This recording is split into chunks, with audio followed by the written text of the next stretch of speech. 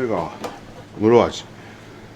これ2種類あって、はい、これがウルメイワシ。このままもう出汁に入れるんですか？うん、これで削って。あ、削るんですね。そうそうそう。毎朝いつもこのぐらいの時間からですか？そうですね。西野さんは何代目なんですか？僕は3代目です。僕が3年に入ってた。当時は柳ヶ瀬っていうところでやってて、戦争で焼き出されて落ちる。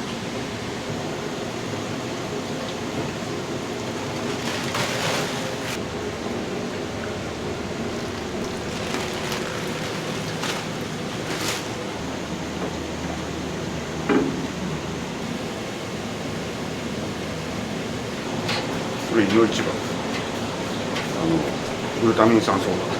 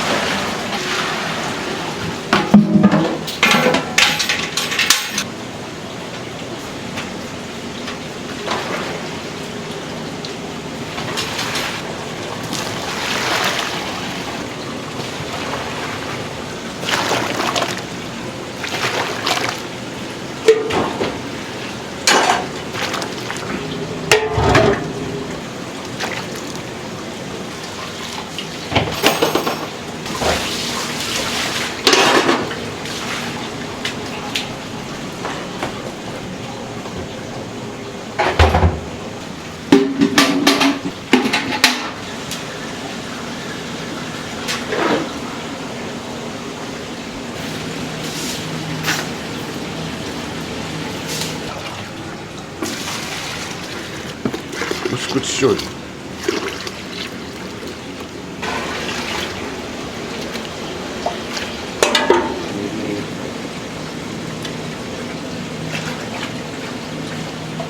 レガシー。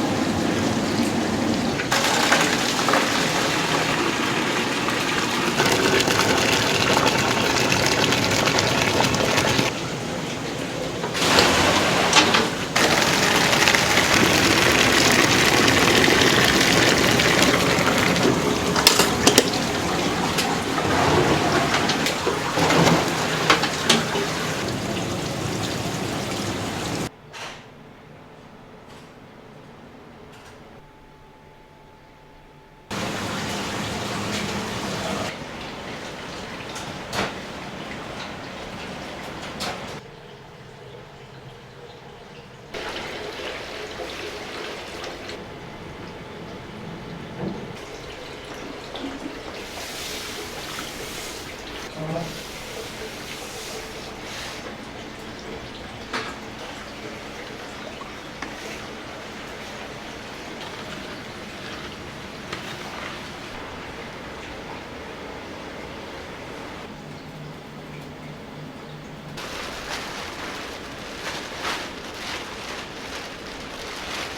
体1回でどのくらい揚げてこれぐらいじゃないですか。あれをこう豆腐にしてるんですけど、その揚げを600枚タイプ。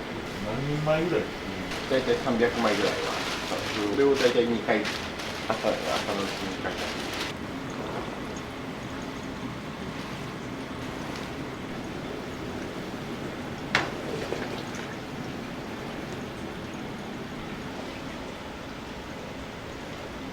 雨は降らなさそうなんですそうですね。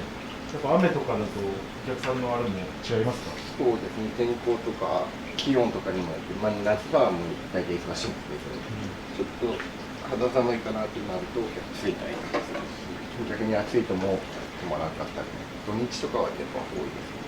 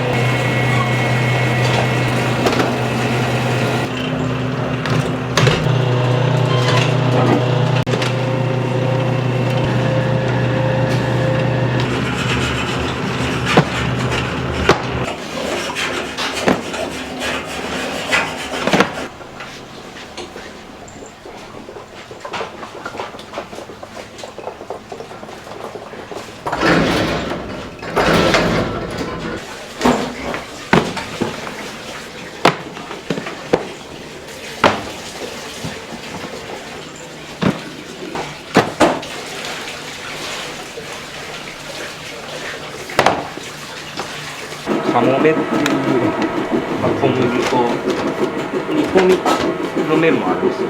平麺そうなんですよ。で小麦粉の種類が違って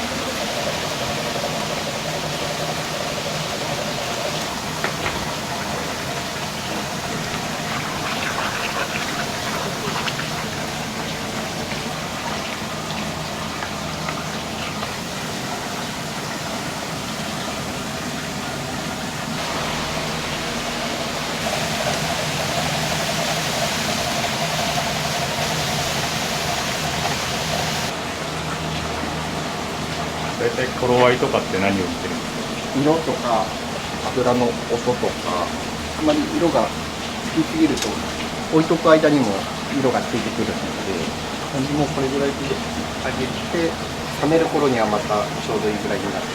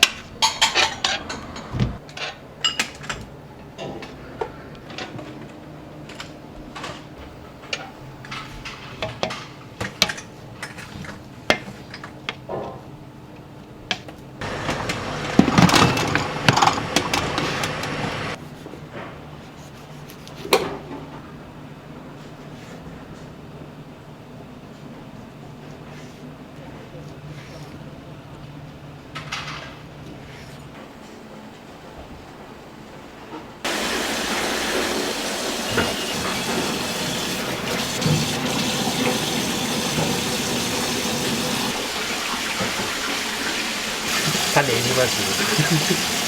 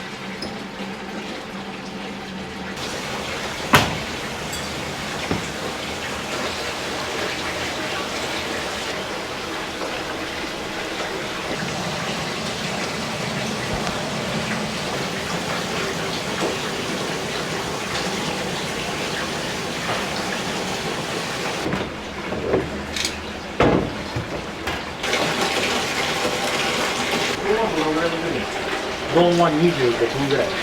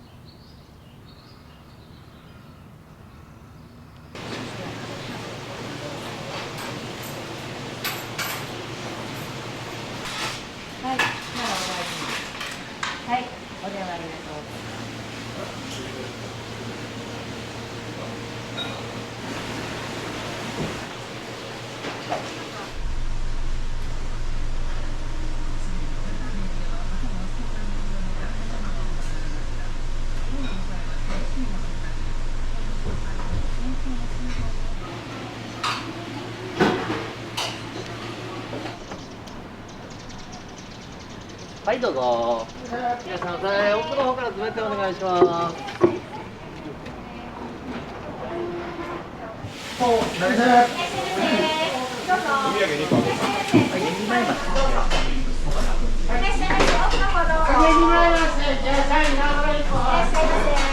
冷やしたぬき2杯。冷やしたぬきの生の2杯。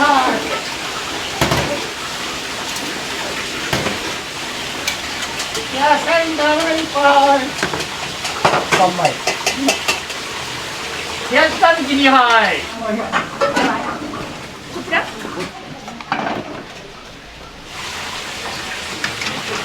ダブル1杯。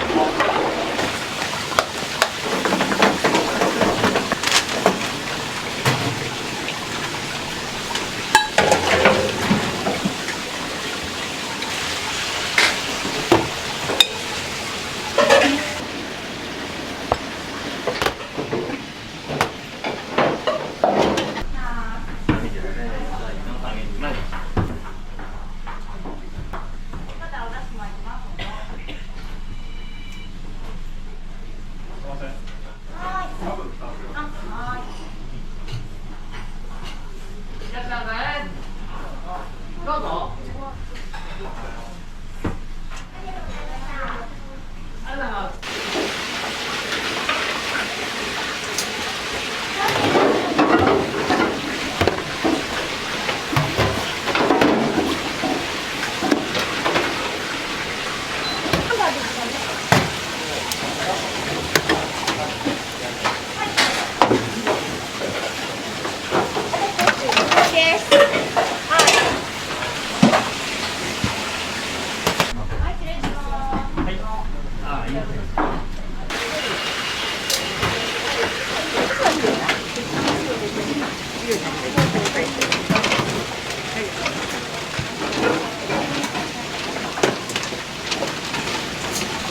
鮭なしの天丼に冷やしたぬきのダブルで2つ。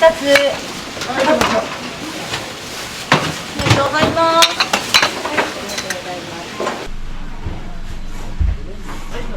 魚活の方は。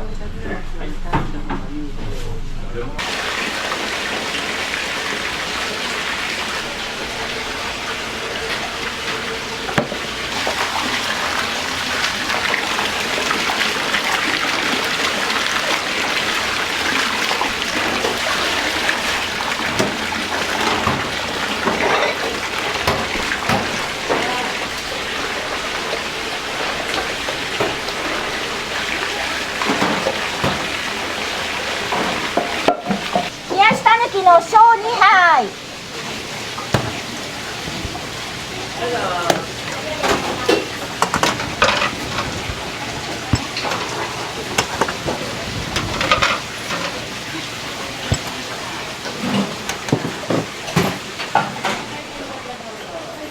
はい、どうぞ。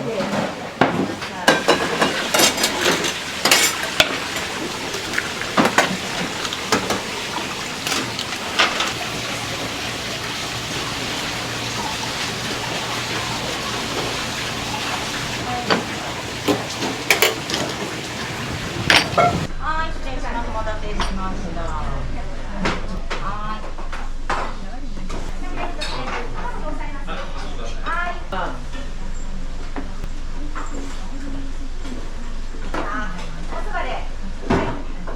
横落ちの鍋焼きにかやくで2つ。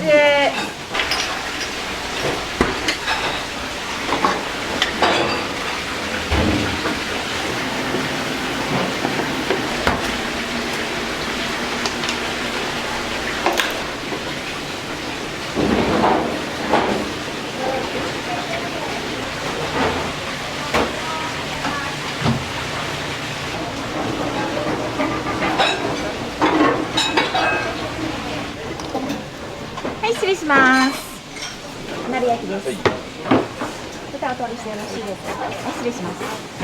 はい、どうぞ。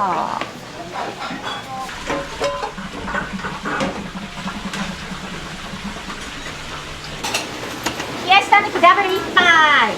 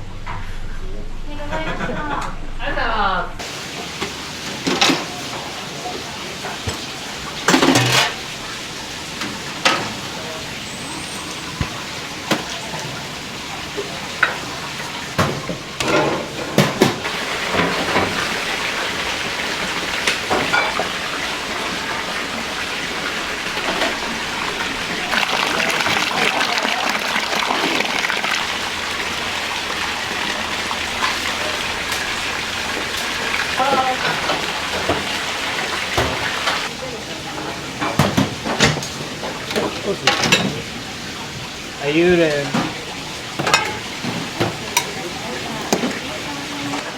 いや、最後に極道の少年にはいらっしゃいませ。3名様。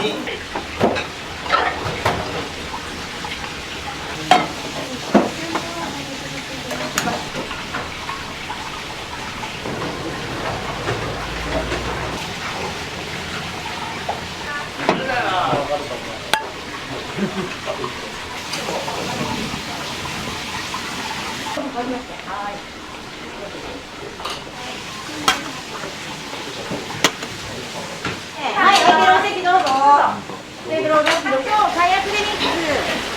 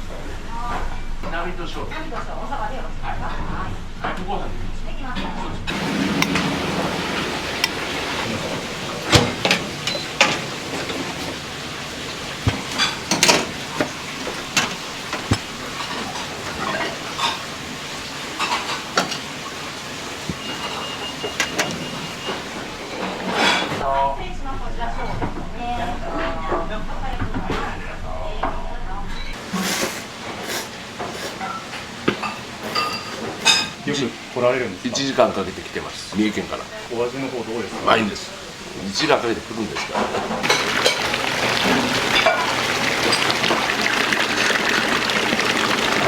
ダブル一杯。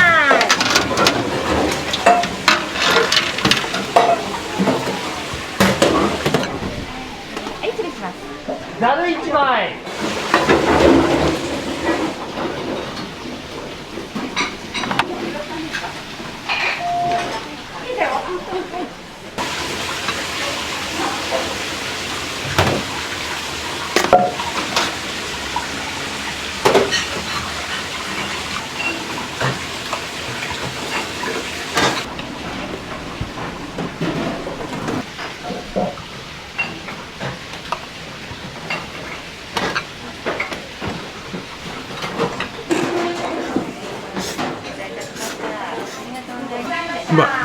冷やしたぬきダイナミック。いや、最後の小にはいそしてガスキング。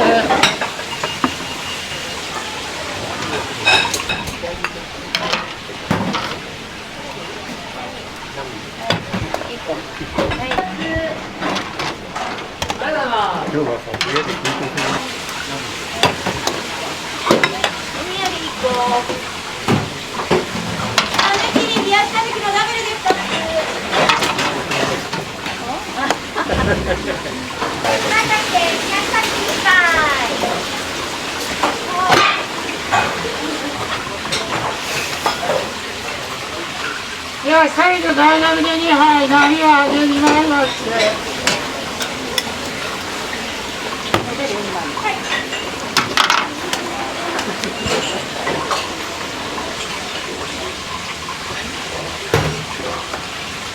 冷やしたぬきダブル1杯。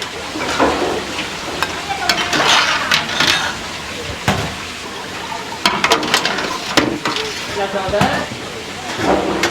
ぬき2杯、1つ相盛りで。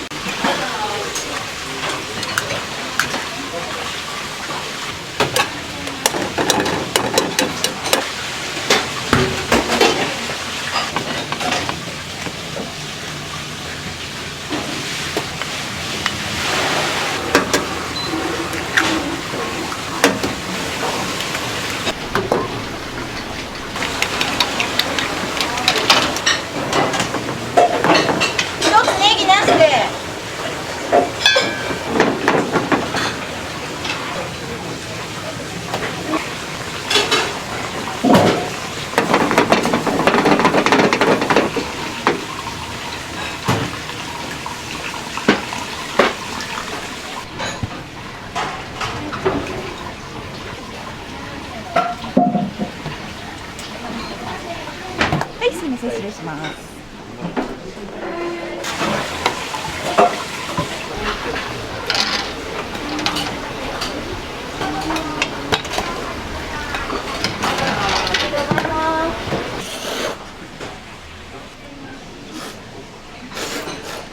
原下さんよく来られるんですか？でも相変わらずね、だからちょっと早めにランチが取れそうな時に原下さんの魅力ってどういったところですか？ヒドランそば屋で岐阜のファーストフードってこの感じかねその感じが好きです。は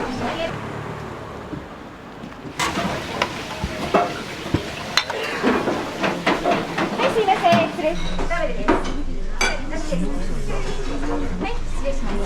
はい、どうぞ。いらっしゃいませ。ラーメンさん。ラーメンさん。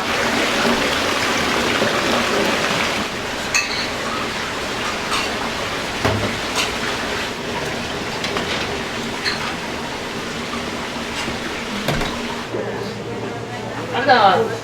冷やしたぬきダブル3杯。1つは相盛り、もう1つはサビなしで。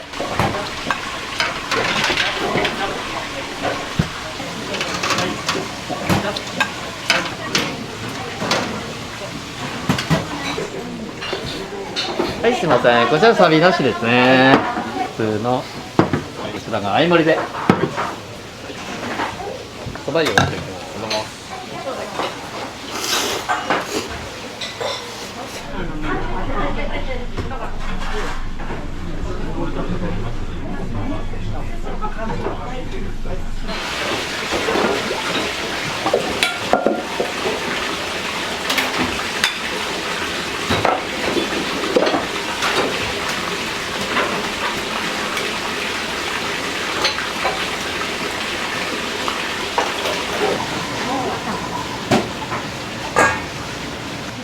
いらっしゃいませ。いらっしゃいませ。お待たせしました。どうぞ。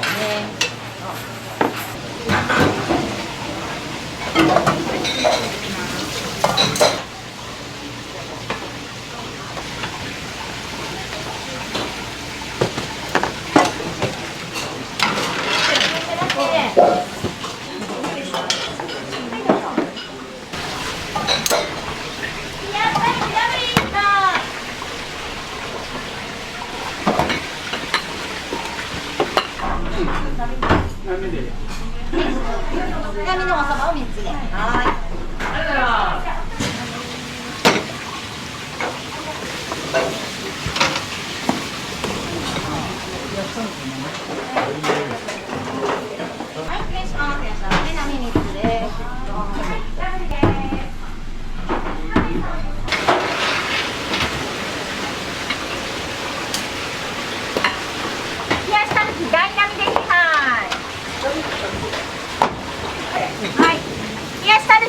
2杯。はい、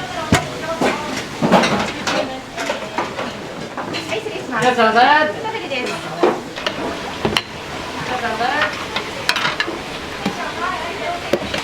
冷やしたぬきダブル1杯。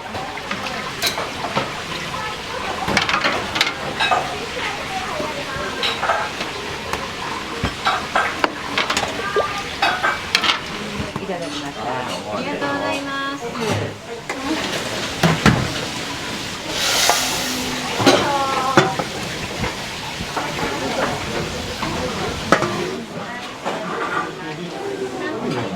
はい、持ちます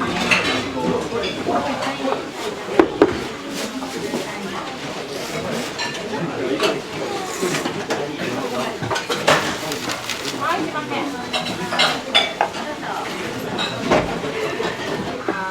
失礼します。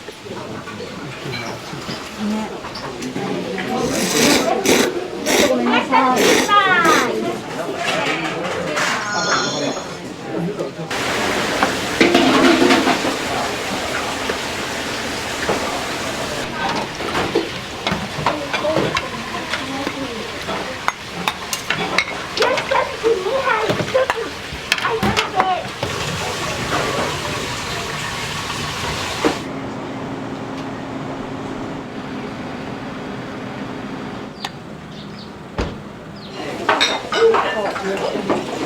冷やしたぬきダイナミで2杯。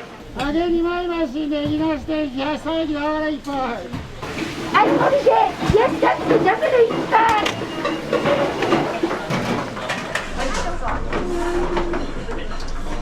なんだけすいません。西村様ですね。ありがとうございます。全部玉宝地揚げ2枚増しで冷やしたぬき3杯。天丼のかけなしで。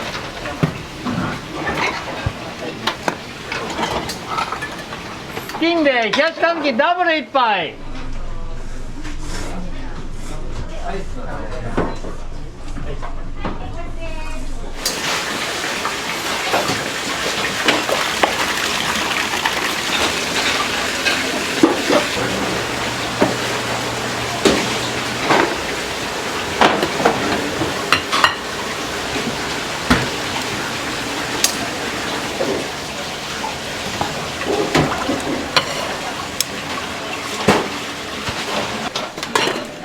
はい、失礼します。冷や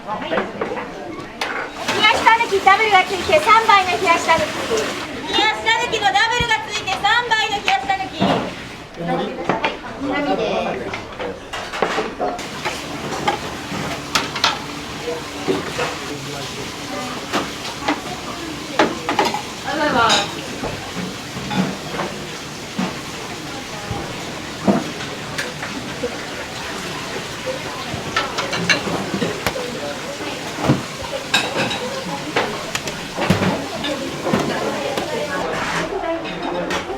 ありがとうございます。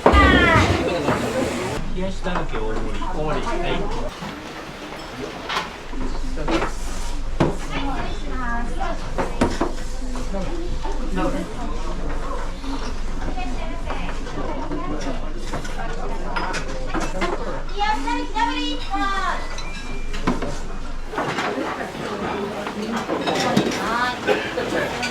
冷やしたぬきダブル1杯。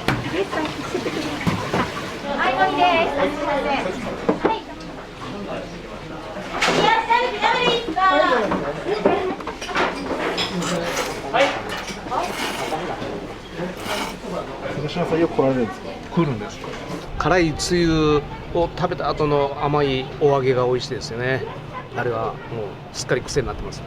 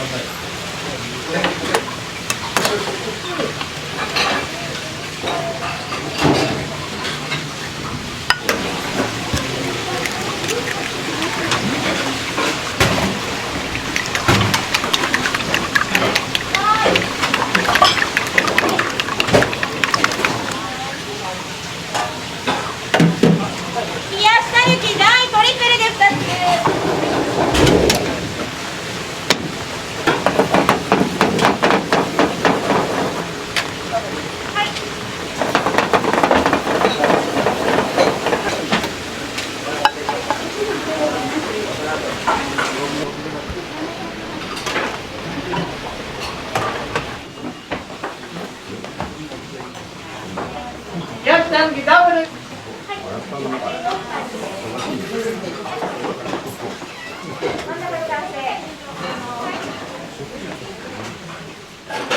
歌はお取りしてよろしいですか。失礼します。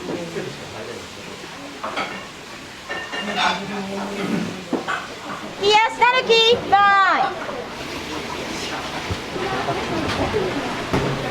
どうぞ。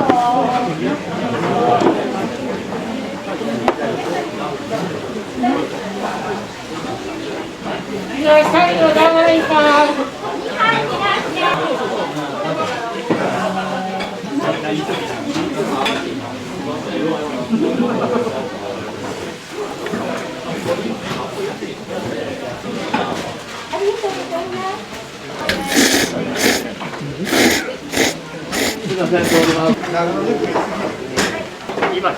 ごめんなさい。失礼いたします。冷やしたぬきダブル1杯。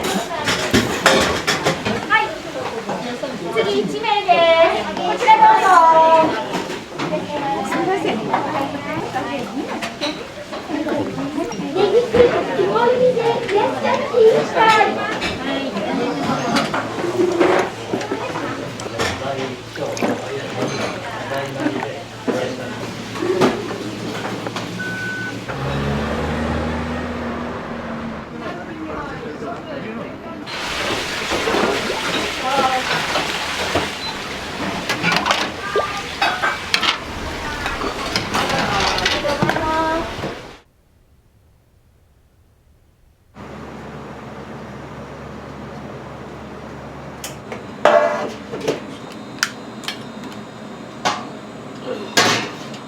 いつもこのぐらいの時間に起きるんですか。一日おきから出汁を取るときにね、時間がかかるもんで、それで早起きというか、出汁を取ってからそばを打つから結構時間がねかかるわけね。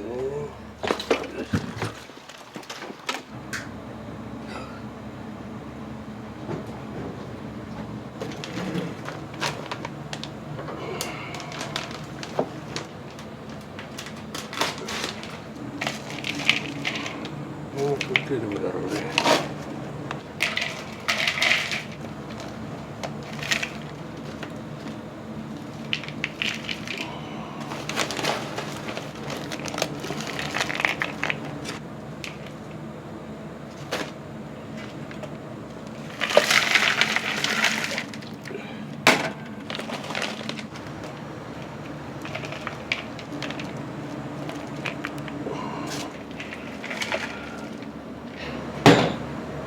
店によっていろいろだろうけどね。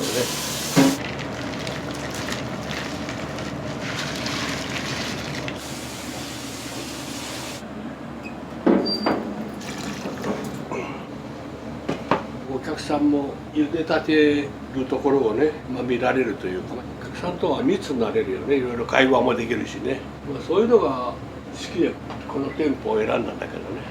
どういった経緯があったんですか。東京でね、正月庵という蕎麦屋があってさ、そこで10年修行するとね、独立できるといういわゆるのれん分けで、昔風で言うと、自分でほら店持ちたかったからのれん分けしてもらって、東中野というところで30年ほどやってたのよ。蕎麦の道60年近くなるわけか。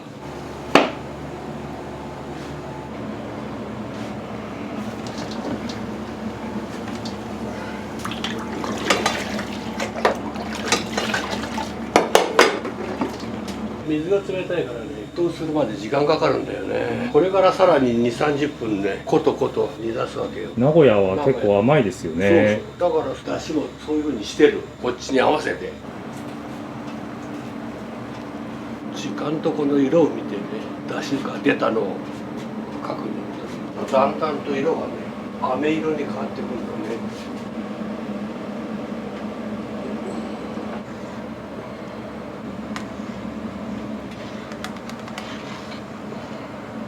22、3分経ってる。あんまりこと出汁を出しすぎるとね、渋みというかえぐいというかね、ことことやればいいってもんじゃないんだな。ちょうど出汁がかつ節から出たところがねだいぶいい感じになってきてる。この辺はもう長年の勘だね。で尽くしたタイミングというかさ、やっぱり雨降ると降ってるのと降ってないのお客さんの来方が変わるからね。パーセントあるのこれすごいね。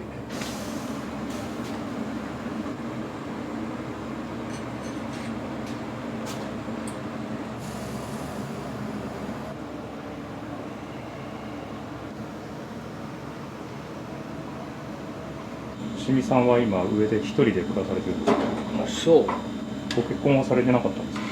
昔はね、東中野の時代は普通の旦那とかみさんでね、まあいろいろ人生いろいろでさ、今は一人で楽しくやってるというかさ。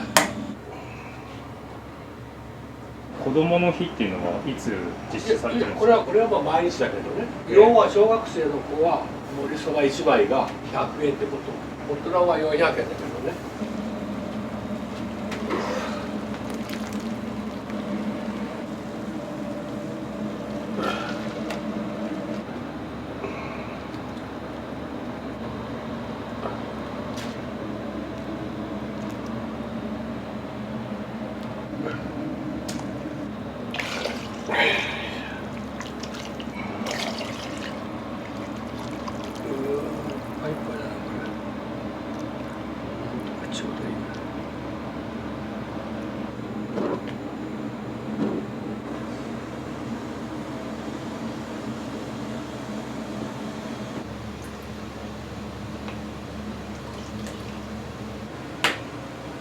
西尾市の相生ビル。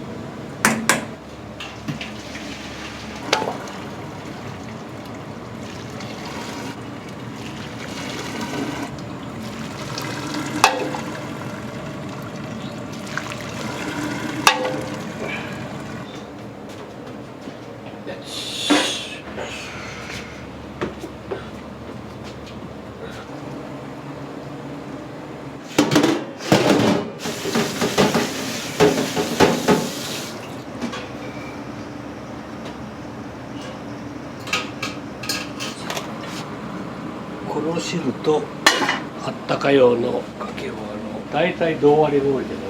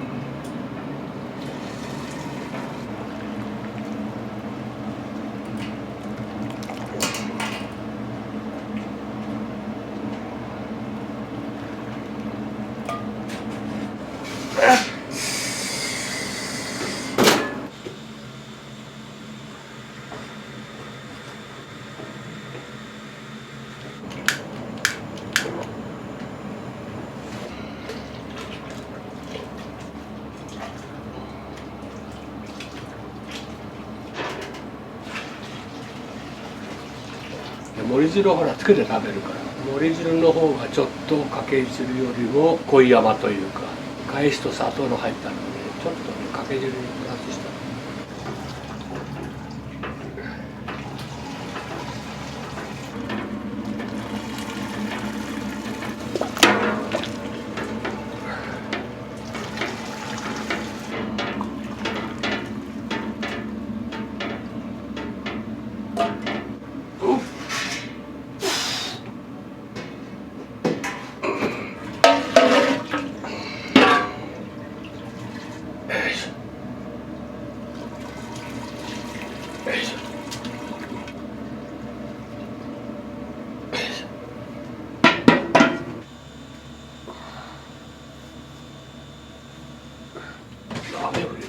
とめとしてるよ。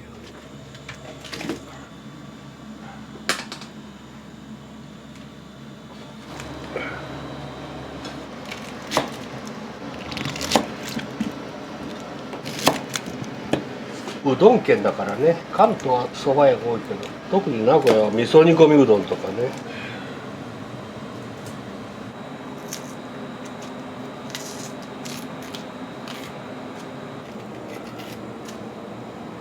吉見さんはどうしてこの西尾市にお店構えられたんですか？縁だよね、こういうのって。物件も嫁さんみたいなもんでさ、西浦出身だけど、西浦こちらよりも、まあ、田舎というかさ、物件も少ないんだよね。蒲郡から赤い電車が走ってんじゃない。それで蒲郡線に乗って駅降りて近くの不動産屋に行ったのね。私東中野で30年ほどやってたのね。でここは東はずという町なのね。東というほらなんか縁があるような気がしてさ。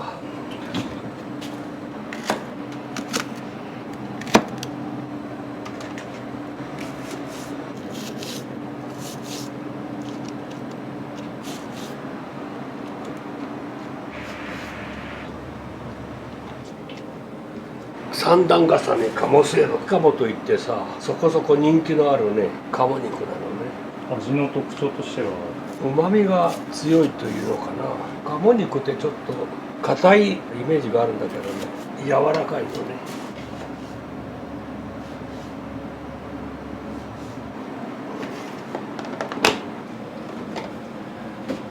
どういったきっかけでそばじいという名前になったんですか？きっかけというか、まあおじいちゃんが蕎麦屋やってるから蕎麦屋のじいちゃんという意味、子供だから100円玉持ってきてさ、蕎麦じい蕎麦とちょうだいって感じでさ、ドラマ的なさ。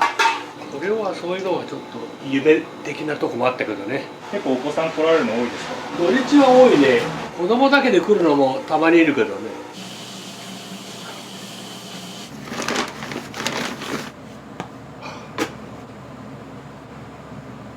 開店まではもうずっと仕込みをされるんですか？1、2時間開店まであるからね、休むというか。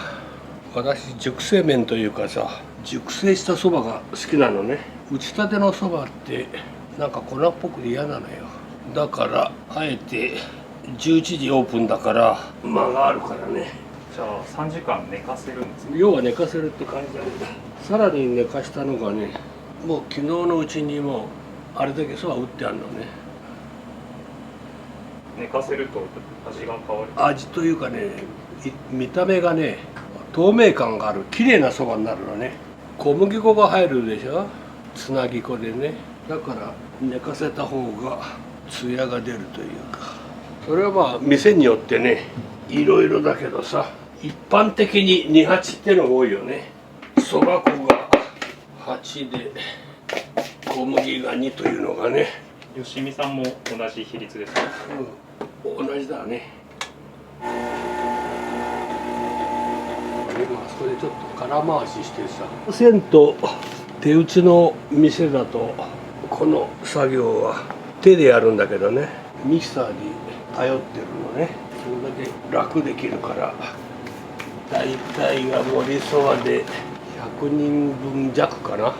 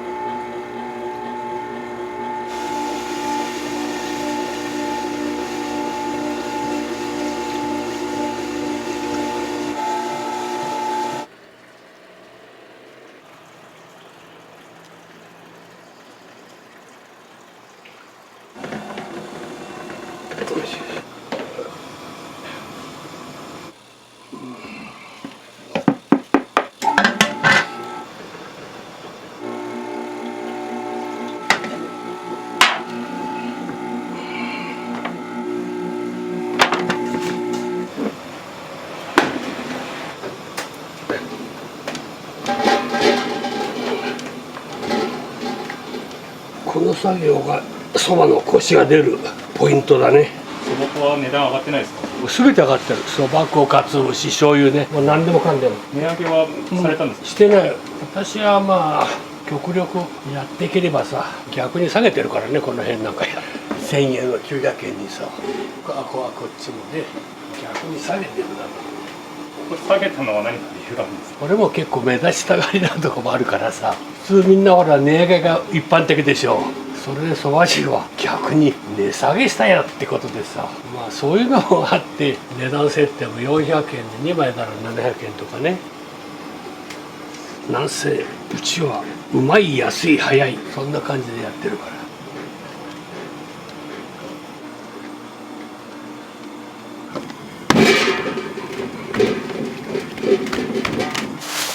れで少し寝かせます。乾燥しないように。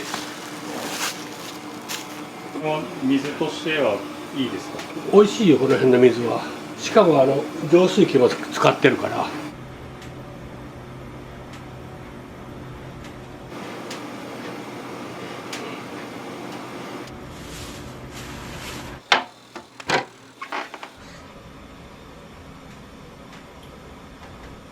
なんでこの形になってるのかっていうのが今からわかるからね。腰が疲れるんだよ。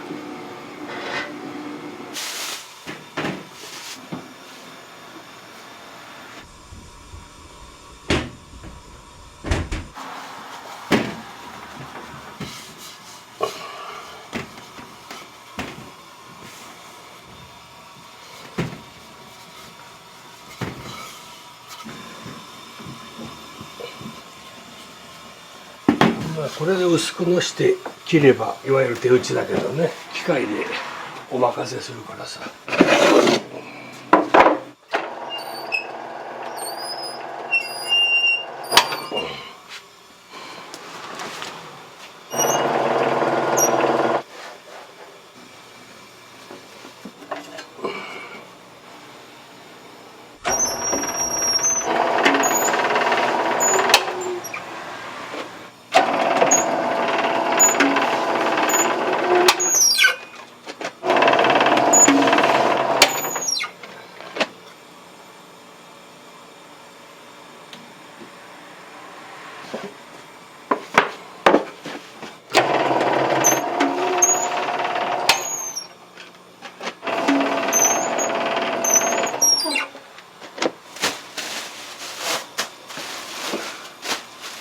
俺は細麺が好きだから喉越しがいいのが特徴だから、うちのそばはだから細くしてる。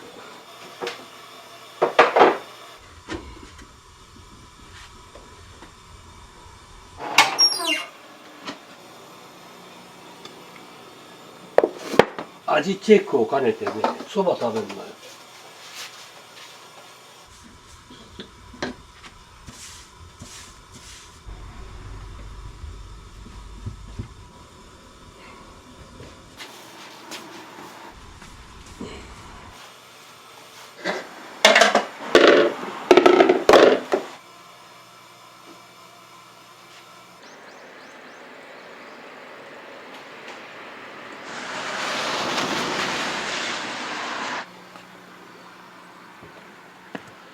これは珍しい朝だね。結構もやかかってますよね。まあでもそんなに広くもないけどね。よしよしよしよし。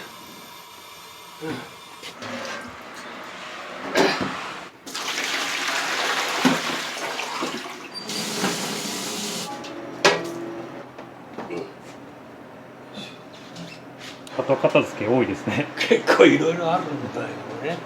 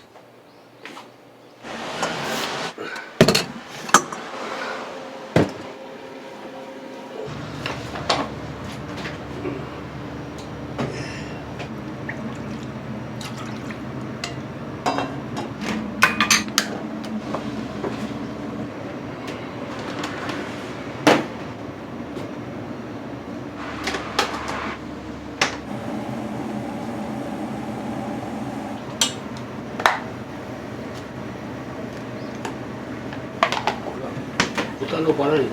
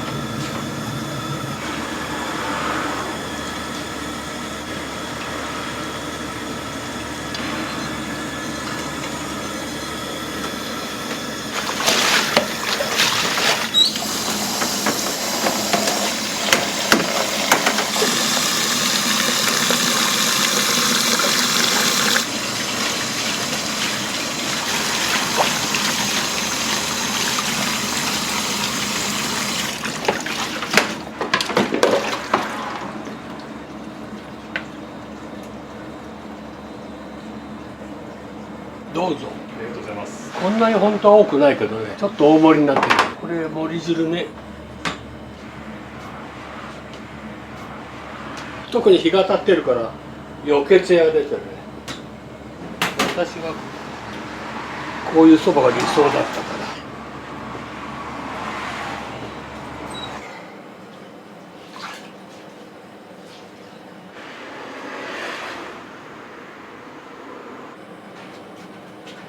よしよしよし。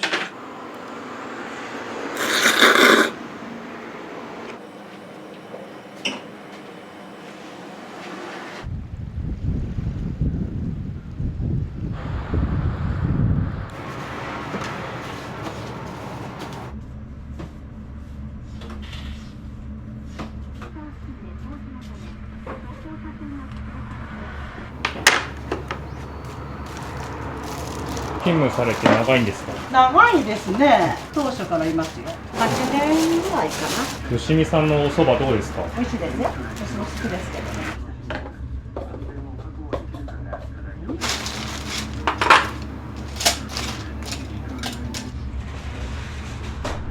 今日は多分売り切れるかもしれない。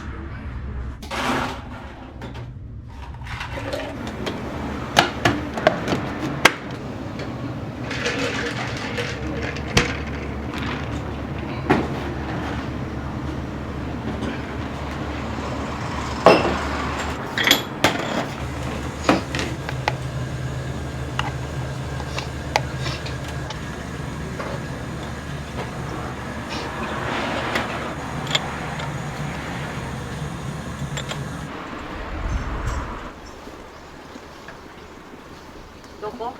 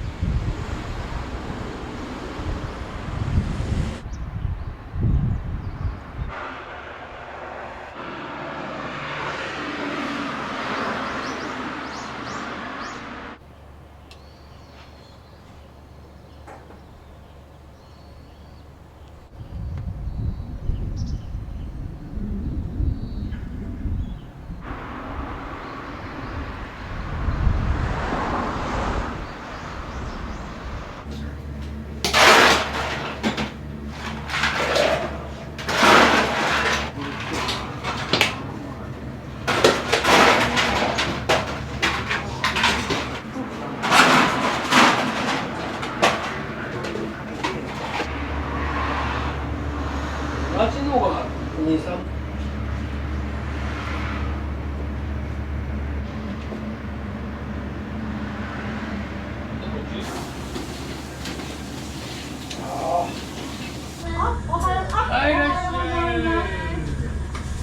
美味しいもの。あれが始まったよ。どうしましょう。味噌おろしが。味噌おろし好きだったじゃない。鴨の3枚と味噌おろしがちょうど。そう。大根おろしするときにね、青くってね、言えば持っててあげるのにもう終わりだし。ほんならわからん。もう違う。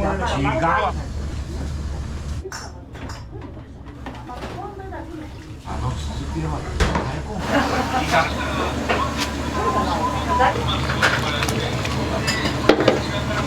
じいさんの瓶だったんだよ。あば業作る。これ初めてだ。ほんまに見えてんねん。あ、本当。俺だけそば食ってかんと思ったもん。俺置いて帰ってたな。うちのお母さんはさ、そうだったよね。お父さん髪の毛黒い。はい、お母さん。私がね、ちょっと調子が悪くてもね。本当。俺だけそば食ってかんと思ったもん。俺置いて帰ってたな。うちのお父さんはさ、怪我した。もうそれがいいですね、出して。そんなの。子供と一緒だ、顔から落ちてくる。おらんかったと朝から水が出てゲイが上げとった喉がんで俺家帰っててインターネットじゃああの時は生に持ってたんで刺身買ってじゃあお金はいただきます。お金なこれ美味しかった。美味しかった。美味しかった。かかったって言わないから。11時でしたよね。奥行かれた。美味しいで来るんだろう。来る人がさ、並んでるから大好きだって。好きじゃないかなって言って。私耳が悪いもん、画面2枚が出た。あ、そう。岡山でやったらおかからみんな死んじゃっとるわ私が死んだの？うなぎ食べて。やっぱりあっちは川の水。きれい。臭みの。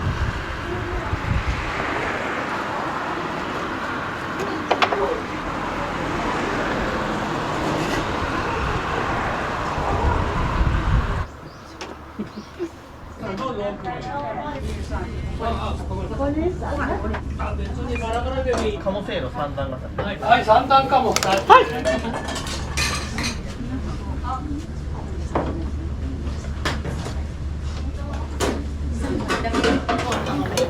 2種類。あ、別にバラバラでもいいのね。鴨せいの好きだけど。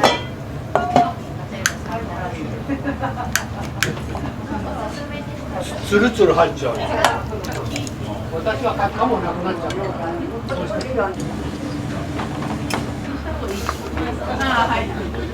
は鴨は4とかき揚げ1ね。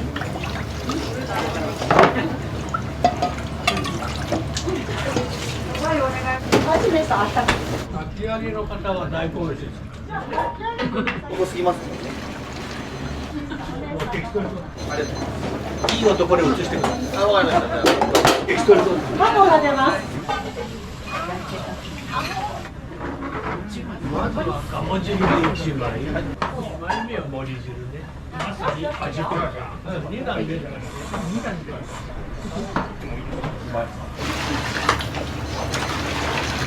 木曜日にするわ木曜日休みだね。あ、木曜日やる大根おろしをその中入れてもいいし、折れ汁に入れればおろしそばになるし、食べ方いろいろ味比べ2段ね。はい、これはミンさんが出ました。いいよ。鴨汁は熱いからね。熱いよ。熱いよ。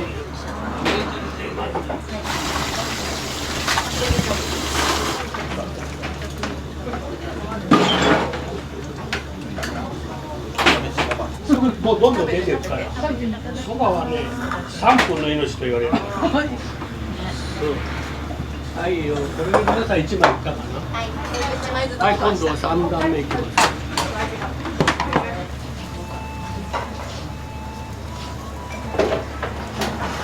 いろいろ。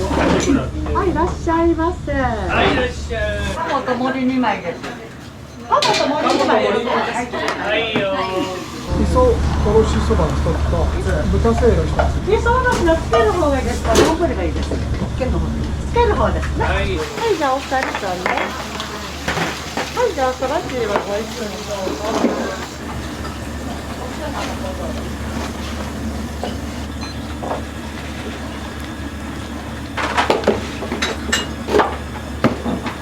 森二枚さんの鴨が出ます。はいよ。はい、どうぞ鴨の方。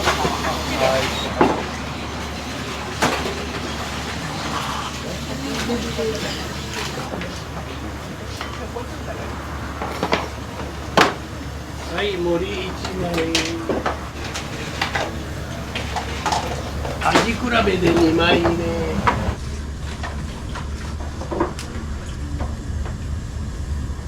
はい、味噌おろしの方は。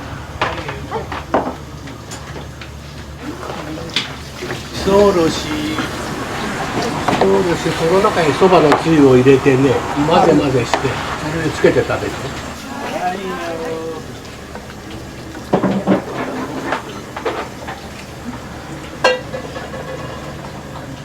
豚ですね。はい、豚汁で1枚。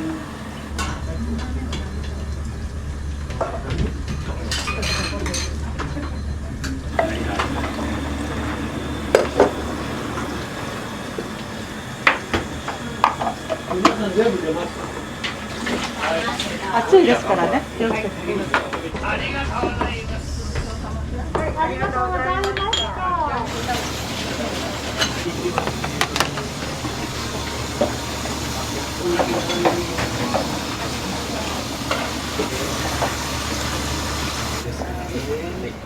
はい、お一人の玉が出ます。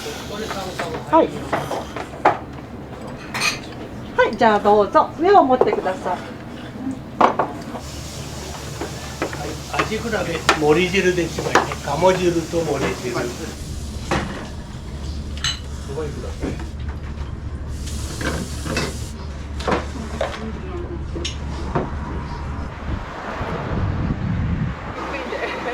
ごめんね。やっぱり盛りそばは夏でしょう。かき揚げの方は2段。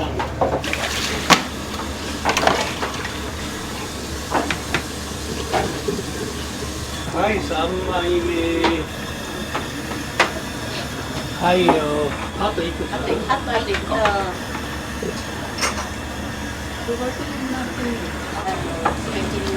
はい、美容と健康にそば湯ね。飲み放題だからね。そば湯ね、そば湯はね、これ。はいよ。こちらは1段足んないね、まだ。あ、2枚。2枚。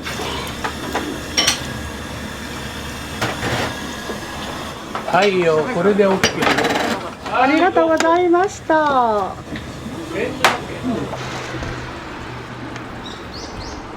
い、いらっしゃい。お二人さんはかき揚げと鴨ね。じゃあ鴨南蛮ですね。あ、高いですか。お一人さんは3枚。はい。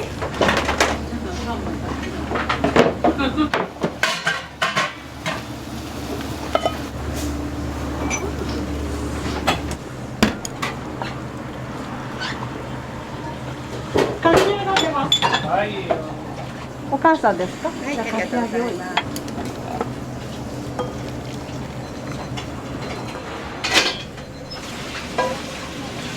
上等さ鴨せいろ。はい。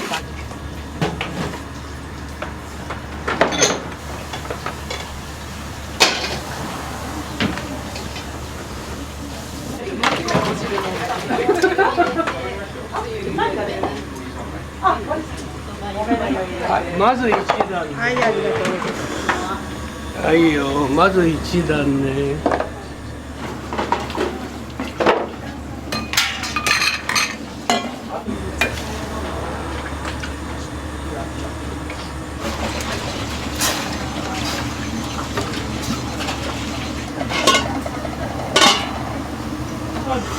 出てるよね。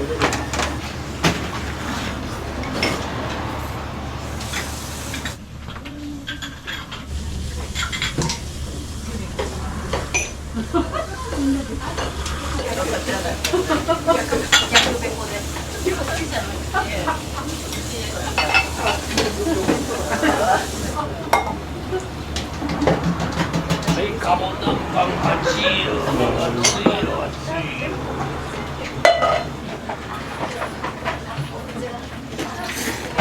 はい、忘れ物ないよね。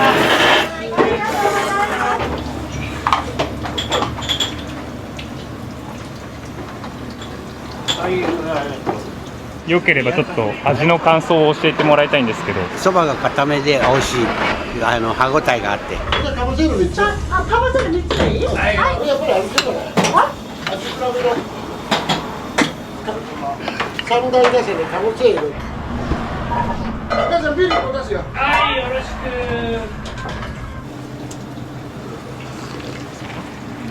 く。はい、ビールのとこ。はい、ありがとう。はい、お願いです。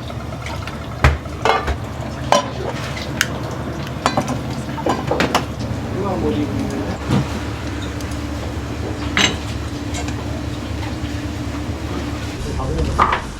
天ぷら食ったけど、あいつ下のところ。は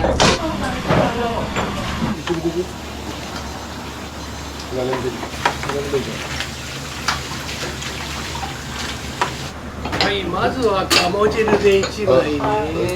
1枚ね。その後は盛り汁で1枚。味比べね。ありがとうございました。はい、味比べ2枚目。もう1枚ずついくからね。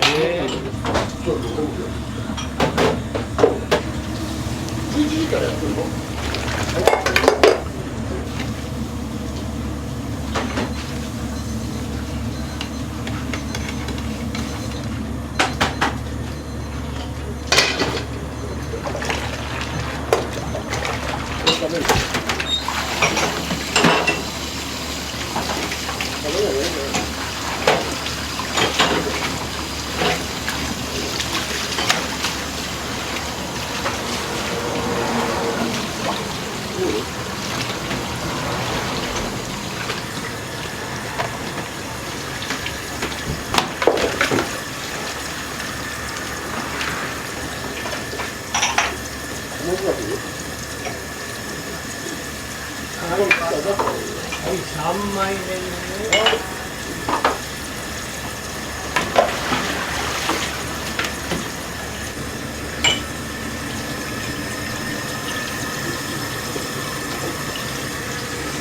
はい、3枚目ね。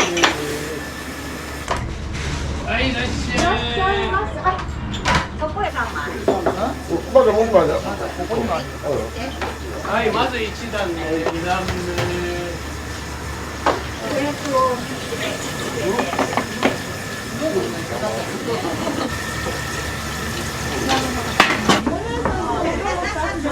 はいよ。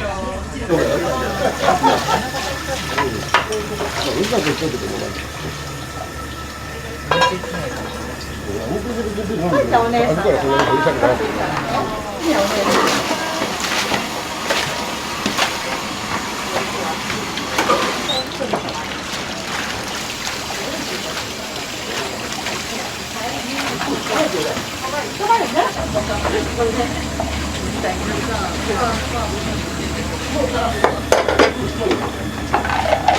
これね、熱いから飛び出すから気をつけて。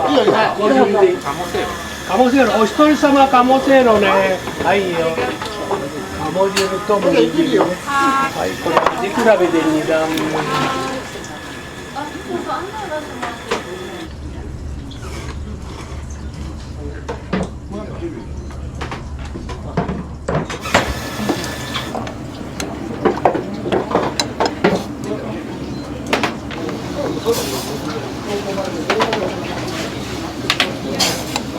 女性から女性ができや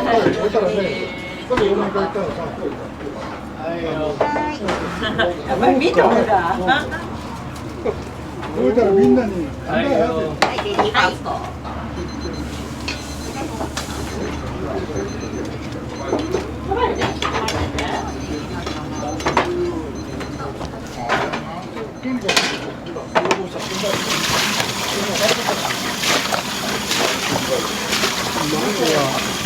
粗熱を取ります。で最後の仕上げ、冷たい水でぬめりを取りながらそばを締めます。今日は冷たいけど我慢。そばを締めました。はい、もうちょっとタコいきます。タコ出ました。はいよ。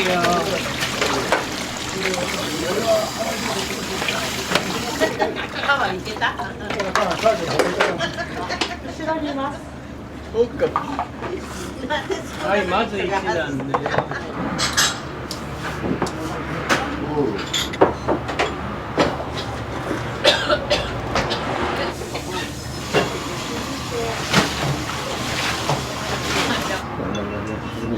2枚目。はい、2枚目いくよ。こ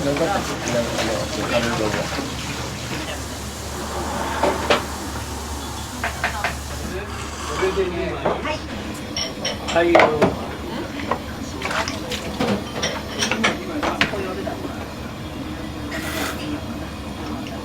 はいよ。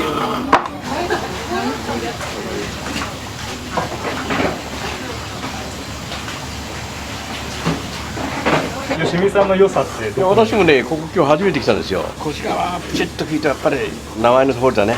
やっぱり年季が生えとる。私もね、あちこちでちょこちょこ食べてるんだけど、ここが違うね、ちょっと味が美味しいですよ。また来ますけどね、これ。はい。サバッチ一緒にどうぞ。もう年中これで私は365日。いけるもんがいらんでいいや。やっぱり大きな釜に塗ったら茹でな。熱湯でね。だから私ね、風邪ひかない。やっぱり大きなお釜で茹でな。そう、やっぱりそうしないとね、シャキッとしたそばが茹だらない。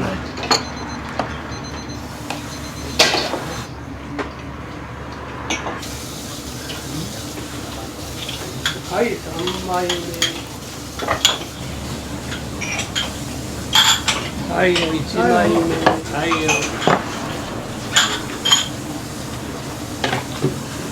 はい、じゃあ、せーの。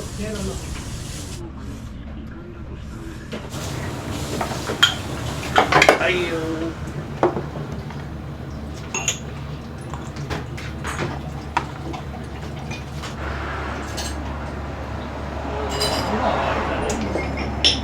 美味しいですか？美味しいよ。ちょくちょく来るもんね。どこか違うんですか、吉見さんのそば？やっぱり専門店ならそばだけで専門店とかないんだよ。やっぱりこうそば一本でいっとるもんだ。まあ極端なこと言うとうなぎだ天ぷらだそういう何を力入れとるか分からへんで、まあ何でも一本のとこが、いい。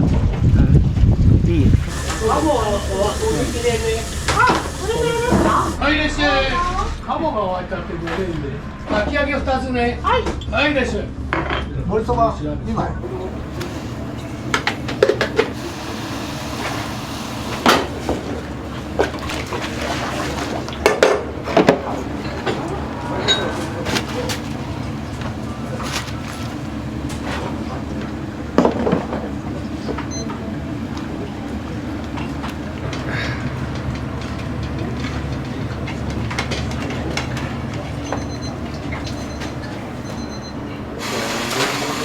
じゃあもう一つ。ここ入れてもいいし、盛り汁に入れるとね、おろしそばになるから、食べ方いろいろ味比べね。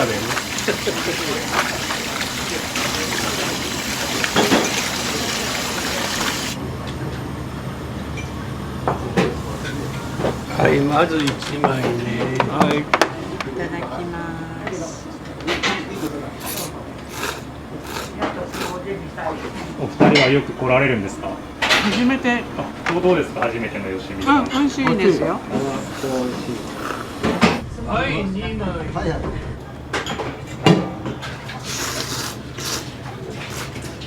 うん、いつ見ても美味しいです。最高だ。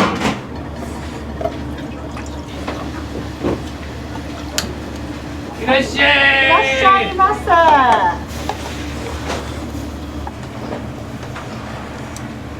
鴨が終わっちゃってごめんね。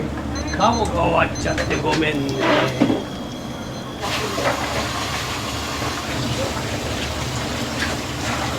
はいよ。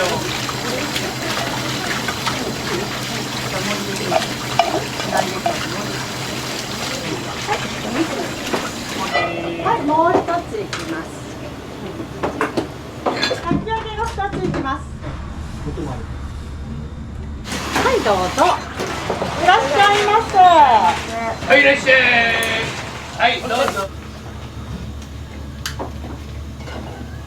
はい、まず一段ね。天汁でどうぞ。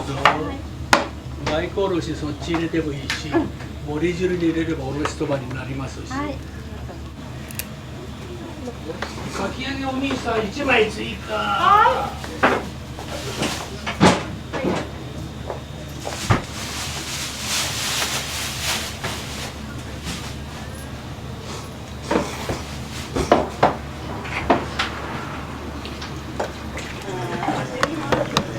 いいですかね。では。こはい、お母さんとこ一箱ついてます。そうですというね。これが10上。はい、まず一段。はい、どうも、ありがとうございます。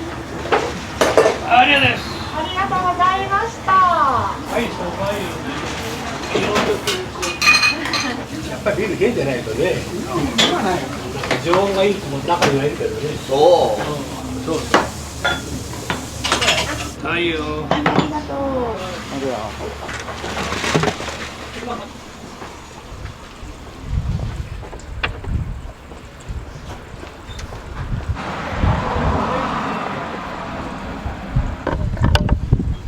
りがとうございました。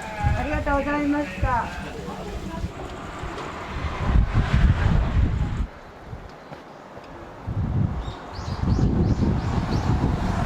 忙しかったです。忙しかった今日は。こんなことないのに火曜日で。なんでやろか？なんかしないと思う。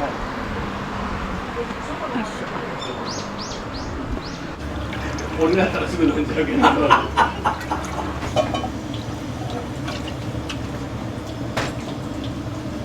俺もだよ。飲まないかんねえけど。迷いと酒より50秒でセットします。船乗りたいよね、一回。あそこのから見晴らしたい。あ、ねえ、若者の船乗りたいね、一回。割と親しい方だもんね、俺は。お姉さんのお母さんと。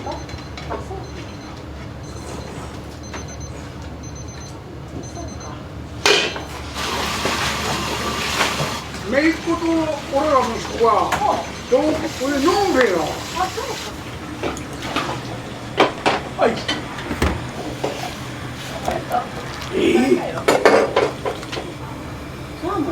はい。はい。まあ問題プレッションはい。12時めがけてお茶行きます。はいよ。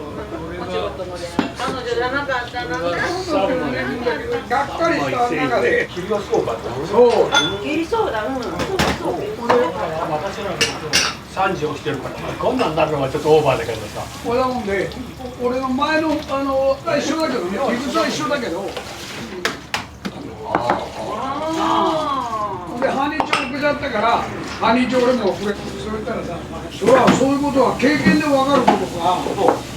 経験で分かることか。あとは。一度あっちはいい、あかんよと。なるほど。とんでもない。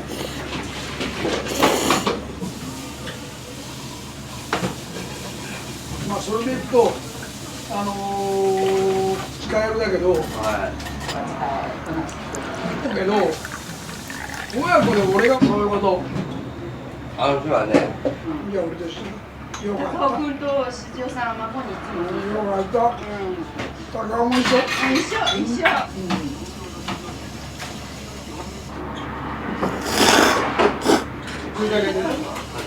いいでパパにだけで。あ、これね、もうちょっと小さいグラスないっていうとありません。怒られちゃう。今俺がそう、これ使うもんさ、そこにやるんだから。季節する日は。そう、火曜日のね。そう。つい背負ってて。行ってくるわ。それでこれ見ると。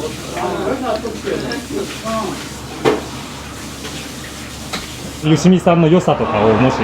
本当にね、これだけのお客さんが見えるのはそばじいの性格、気さくさ。当然そばはうまいんだけど、だから長く続いとるんだよね。10年でそばがまずかったり親父が悪かったり誰も来えへんで。こんだけ続いとるのはそばじいの人格とそばのうまさ。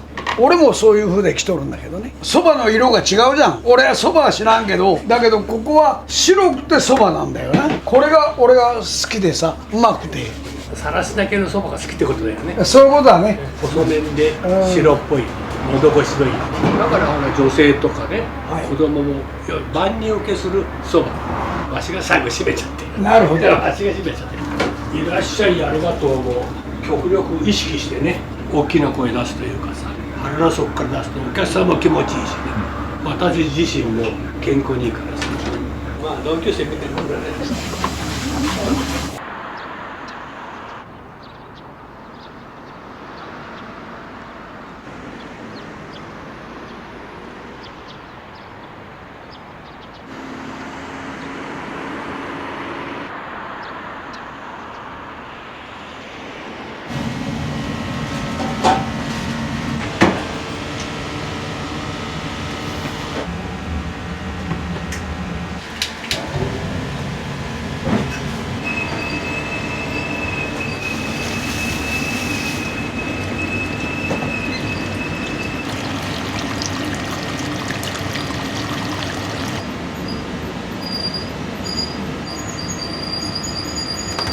京都の東山区にあるうどん屋さんで修行しとって、でそれで戻ってきた感じ。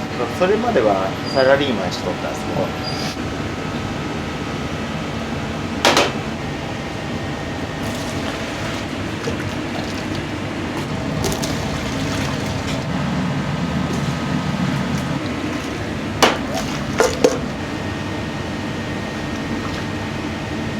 れで白で合わせて。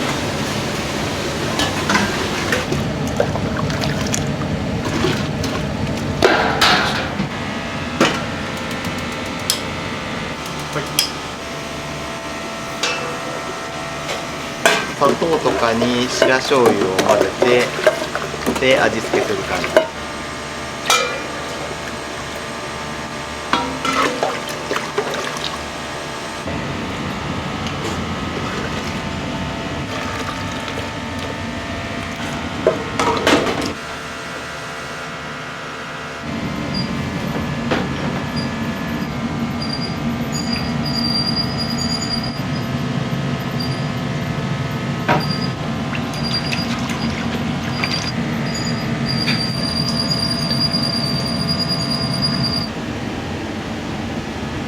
初皿です。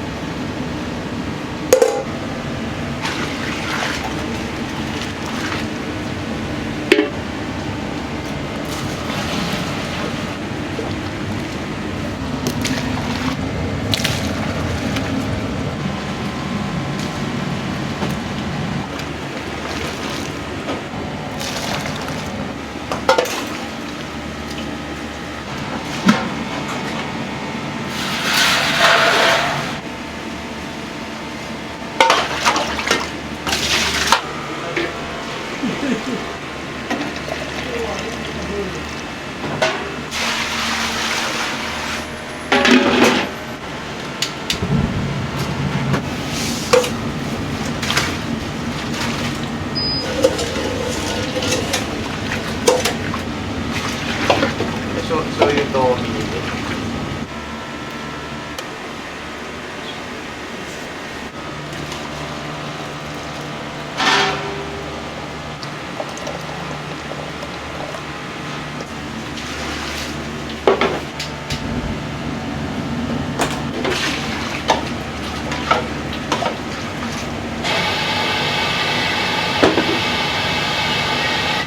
赤つゆは煮かけのうどんとか通常のうどんに大体使う。で白つゆは卵とじとか天ぷらうどんとかちょっとあっさりめな感じの汁に使う。真ん中の一番だしは味噌煮込みとかカレーうどんです。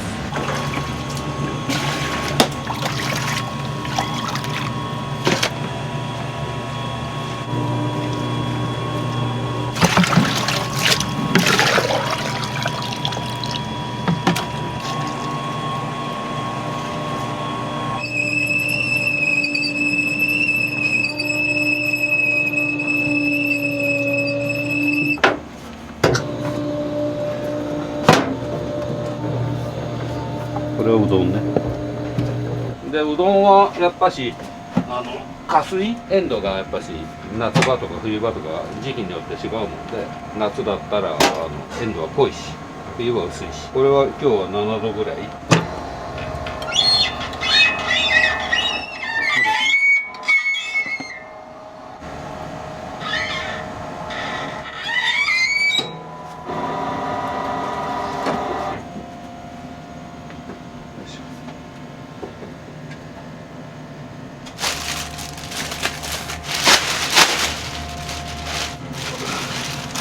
これ昨日作ったやつね。1日熟成したうどん作り方が違う。明日だもんで、ここで入れる。で、これもう一遍締める。こういう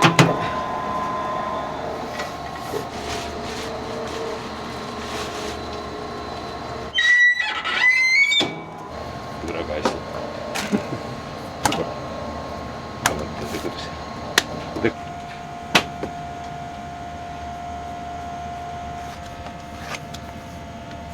で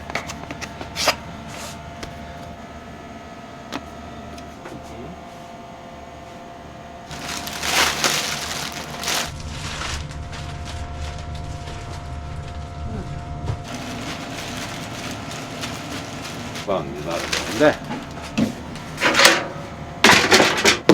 これも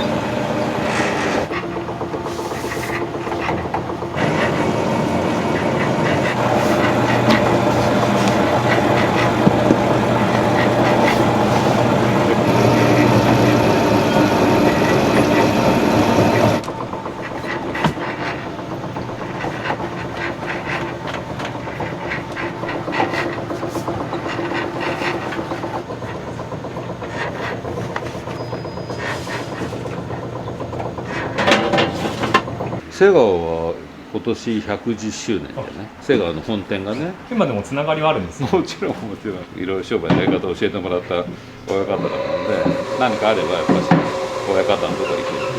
親方もあるし、先輩たちも瀬川のグループはみんな優秀な人が多いので。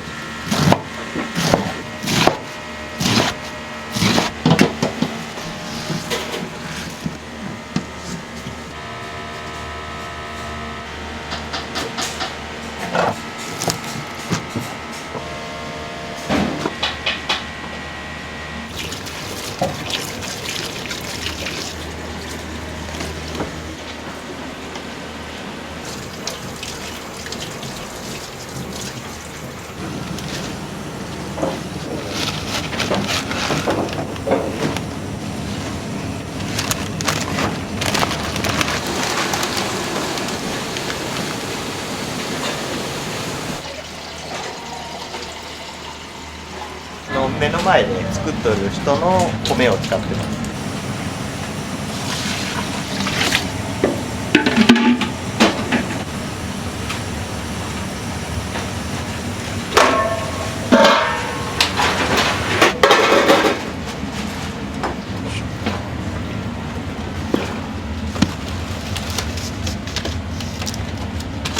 3升ぐらい、3回だったので3升ぐらいですね。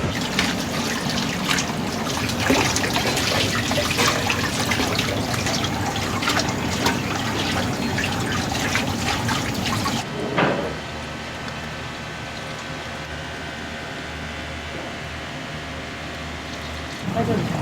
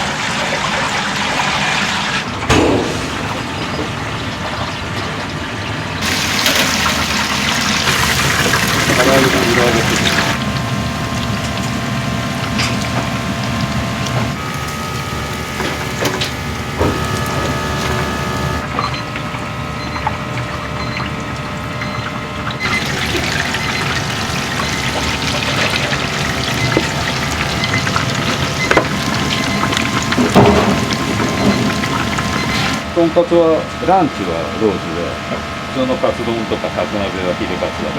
で、あと普通に食べるやつはその黒エグも注文が入ってから食べる。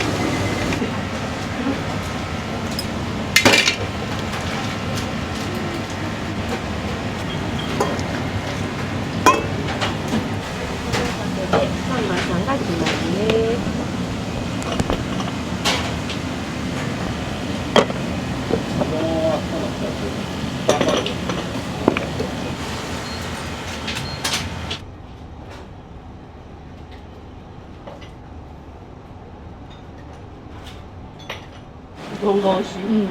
コシがあってね。コシがあって美味しいです。いつも何か頼まれるものって決まってるんですか？ランチが多いです。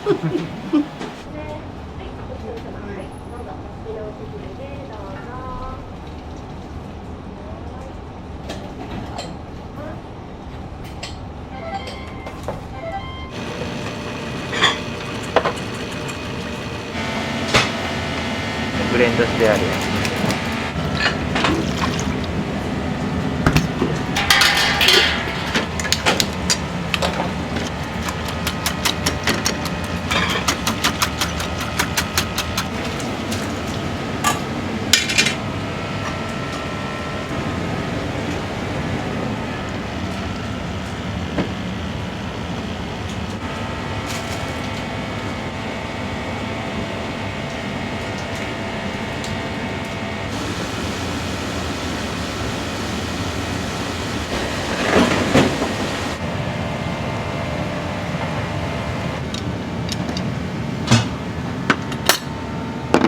かき味噌ランチです。はい、4番さん決まり、かき味噌煮込みのランチです。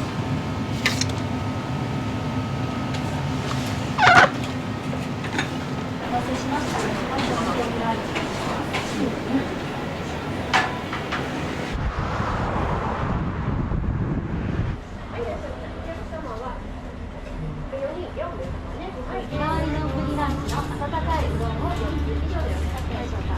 はい、お願いします。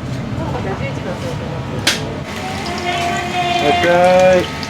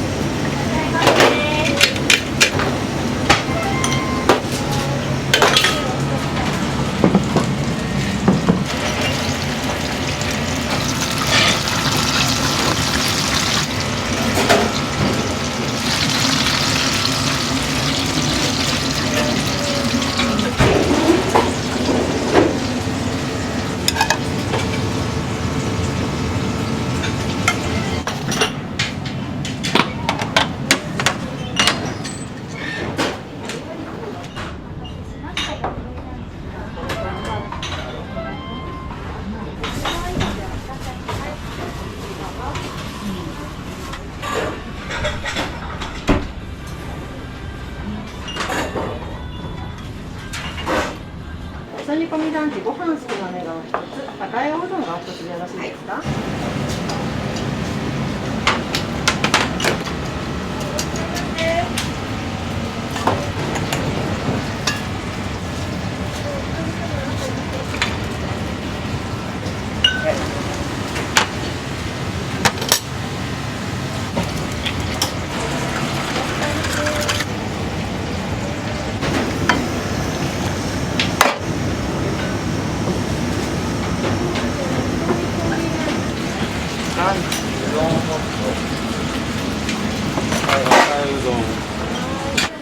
お待たせいたしました。赤い青うどんですね。失礼いたします。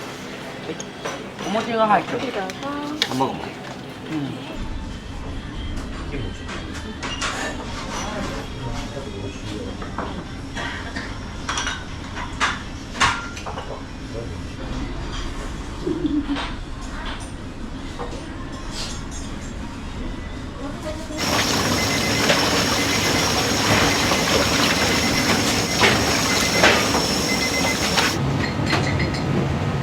4番さん決まりです。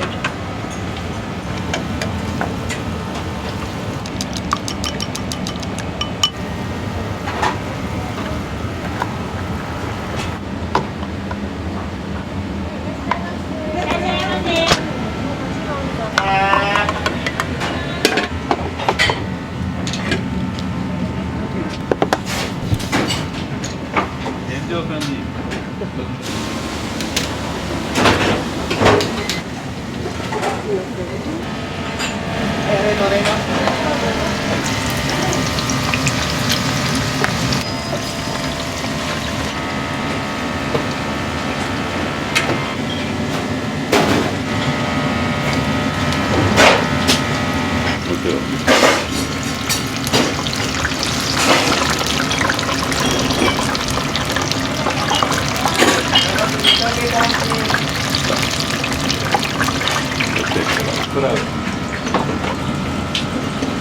天ぷらうどんの麺大。松井さん、先に天ぷらうどん大盛り8番です。お待たせいたしました。天ぷらうどんの大盛りです。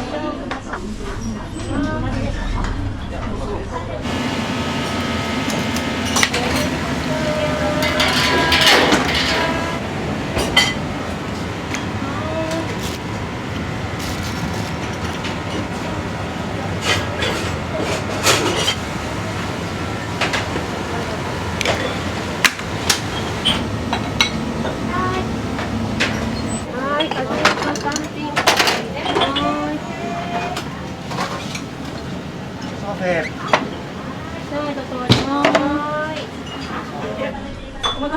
した。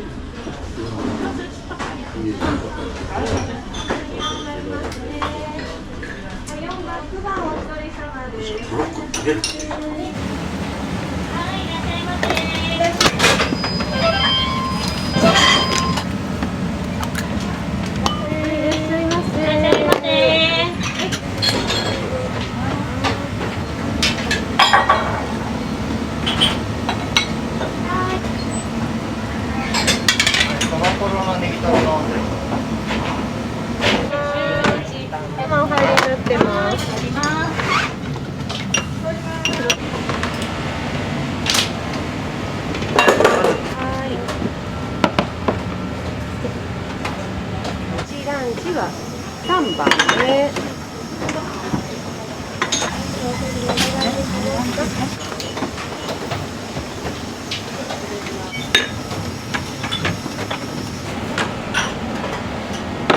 はい、カツ丼ランチ。はい、こちら梅干しなし12番ランチ。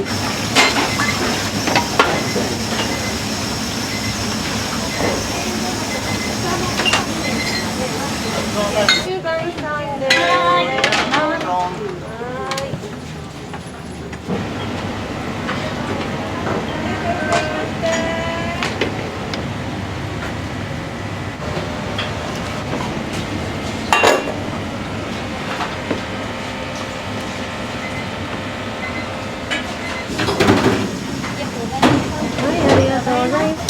ランチあったかいうどん12番さんです。はい、ありがとうございます。お待たせしました。ランチのお色です。失礼します。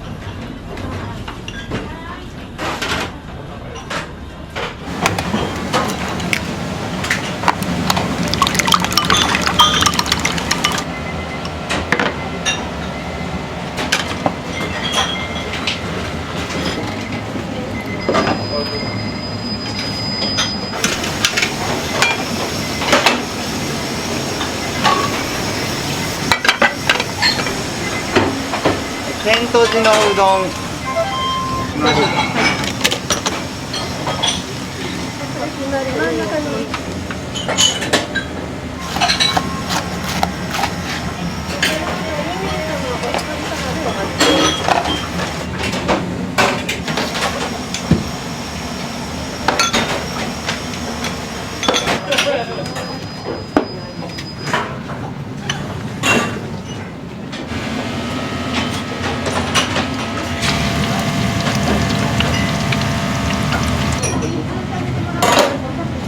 ランチうどんホット花。ありがとうございました。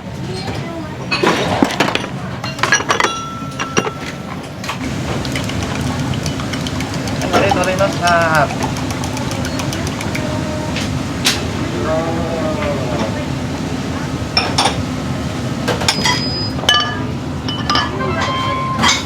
までお待ちです。卵とじ大盛り決まりです。はい。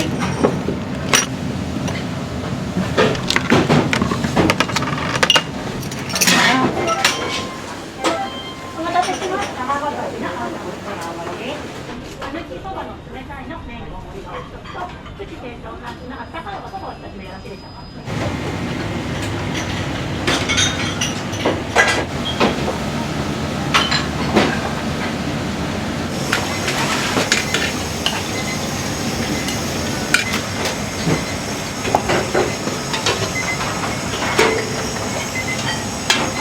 たぬきの麺代。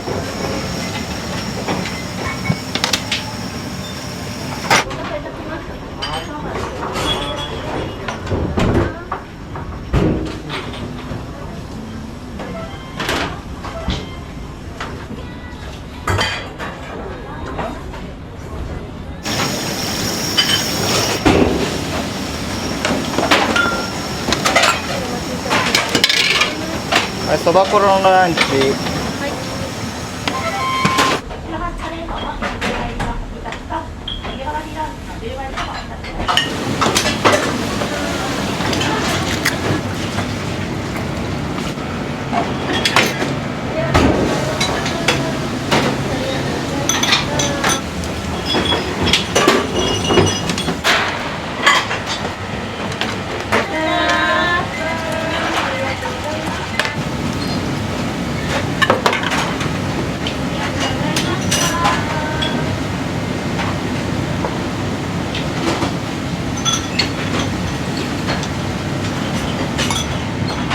ラ入り。5番さんエビフライ付きとお箸カレーです。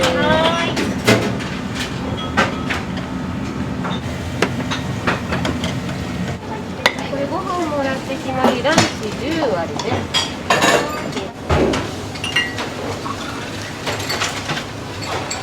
お待たせいたしました。日替わりランチ10割サラダです。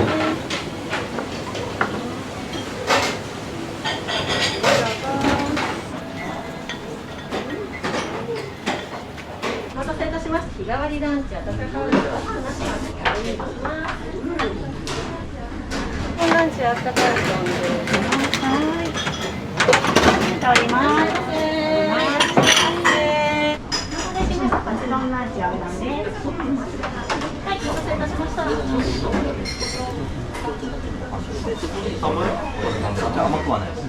の時にすごい流行って。美味しかった。今久しぶりにこの300円ぐらいなかったから。これ定期。はい、ごめんなさい。作り方はね、カニはね、この中に入れてあげますのでね。わかりました。はい、ありがとうございます。ありがとうございます。ありがとうございます。楽しんでやってみます。楽しんで作ってください。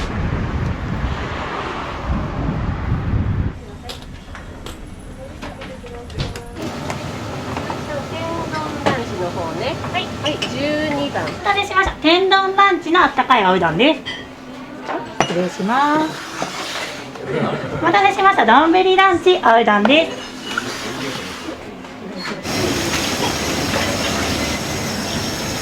ざるそばの単品。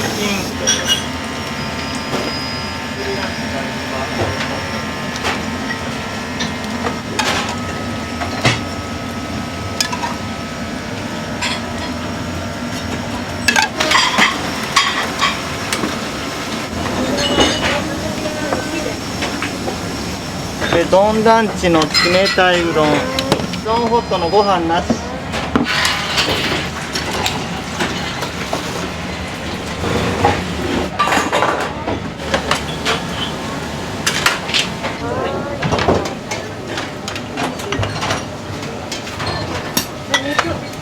味噌ランチご飯代決まりです。はい。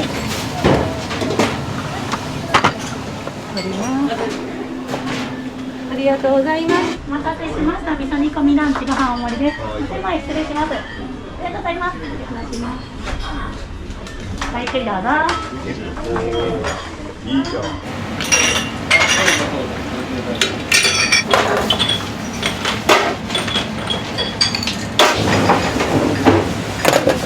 はい、そばホットのランチ。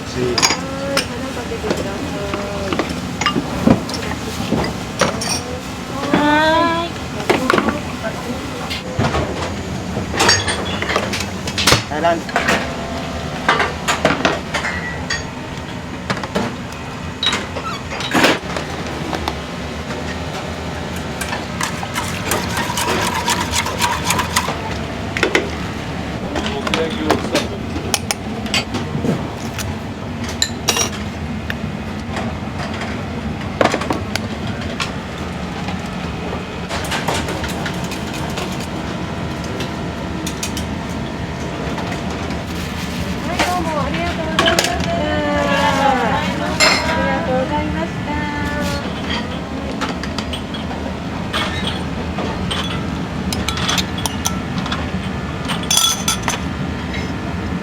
豊橋カレーうどん。豊橋カレー4番さん。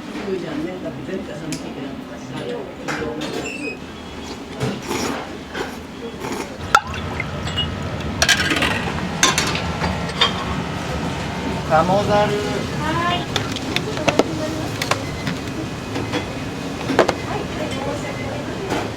失礼します。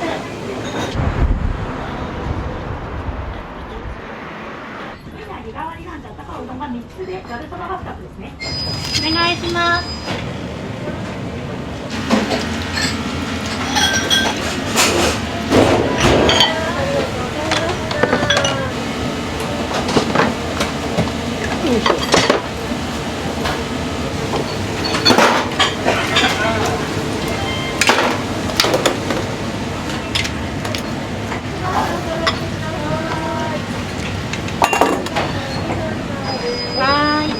とうございました。ありがとうございました。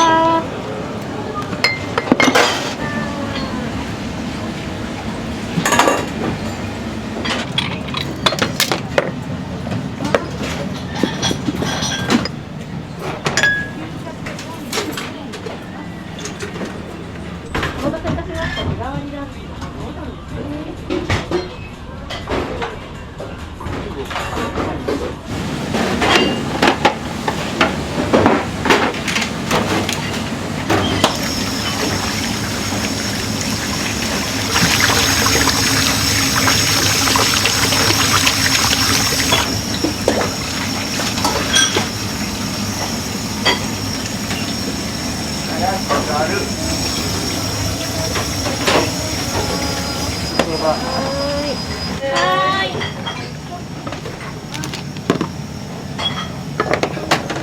おります。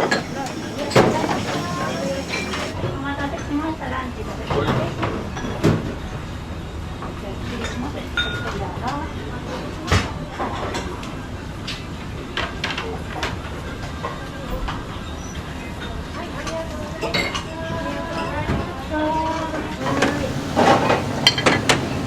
これランチ温かいうどん花かつおかけで11番です。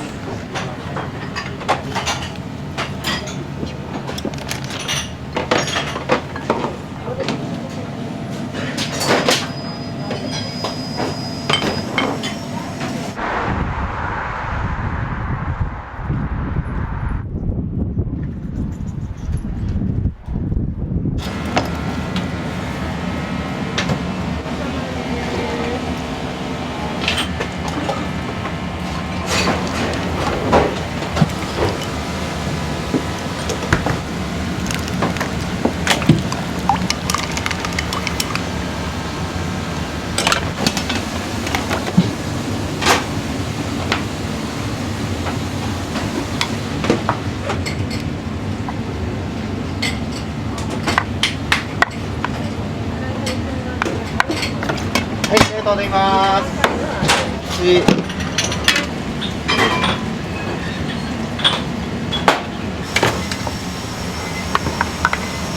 はい、ざるかつ。お待たせいたしました。ざるかつ重ですね。いただきます。これも。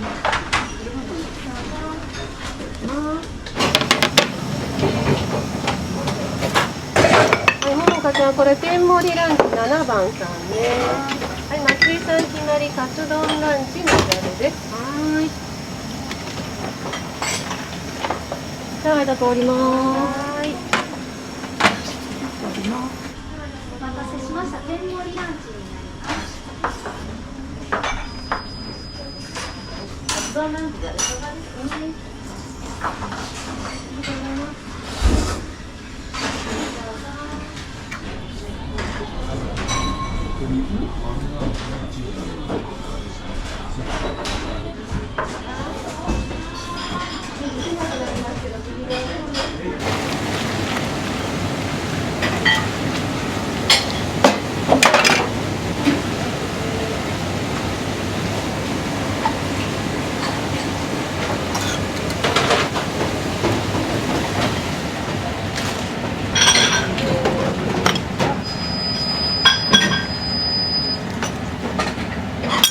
大盛り。はい。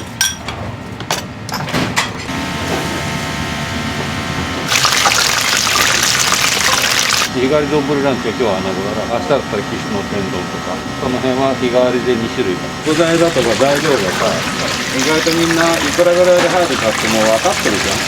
お客さんのが利口だもんね。なので、これ損じゃないとか思うようなやつが、一つに4回か5回、そういう風にしてかんと、やっぱり普通になっちゃうの。損だよな。こんなんでいいのとかさ、そういうやつが、まあ、何回か食べてる。数を別に考えて個人経営はね、年中無休だから、休みの日もなんか半分仕事してるみたいな。仕事っていうか、リクエスト兼ねてよね、俺たちはそんな大変じゃなくやってる。ずーっとやってるもん、そんな大変じゃない。お勉強があったらご飯食べ行くみたいなのが多いよね。九州までうどん食べ行くとかね、北海道まで食べ行くとかね、日帰りで。朝4時頃出てって夜中の12時頃帰ってきて次の仕事がお客さんに出せんし、いろんなもの食べて知っとらんとね。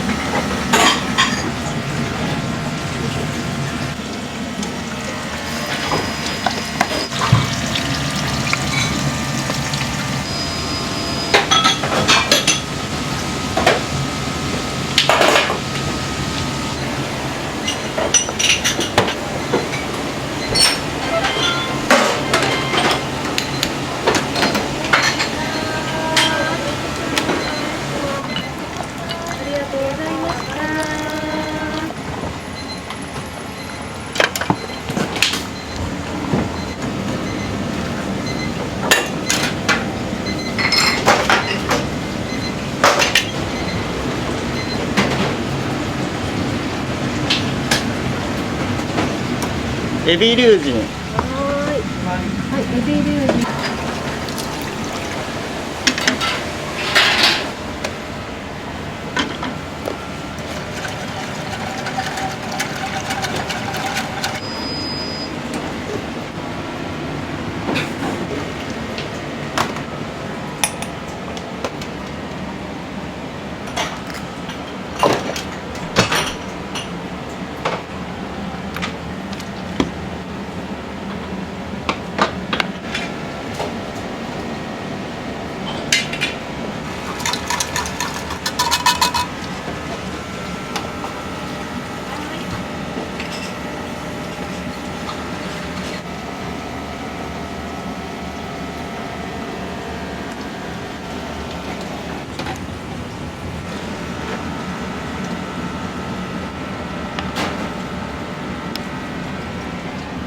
お待たせいたしました。豊橋カレーうどんですね。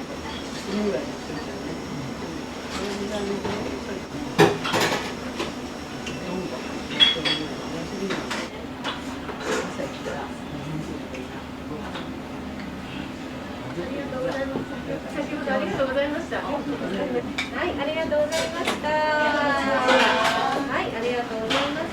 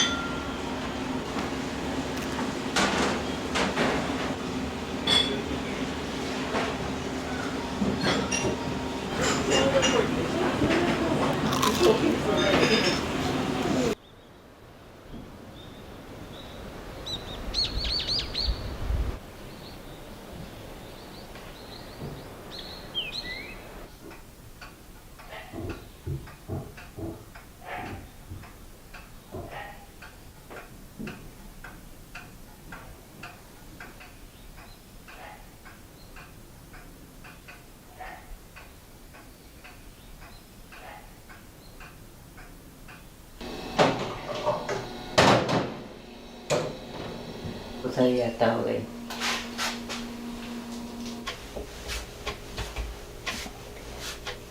中華料理はやめたらラーメン餃子やるつもりだった。何がきっかけだったんですか？わしの友達がね、そばに凝っとった人でね、はい、その人のやるの見とって、なんだよ、シューマイから作るのと餃子か、ね、一緒じゃないか。後日やったらいいけど、ブツブツこんなんじゃ。それに火がついてないかな。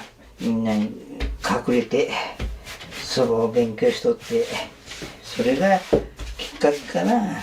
面白いね、そば打ちは。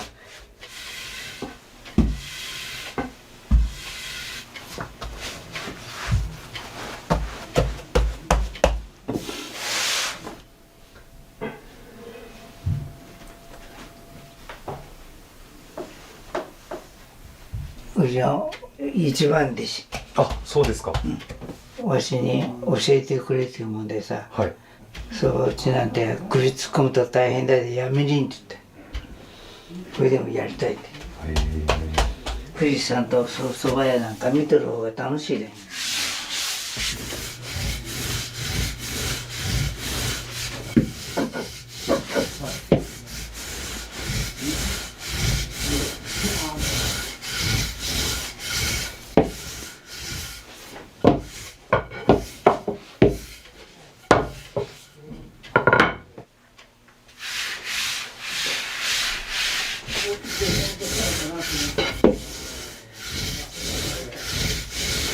そば職人でもそうだけど、一番になりたい。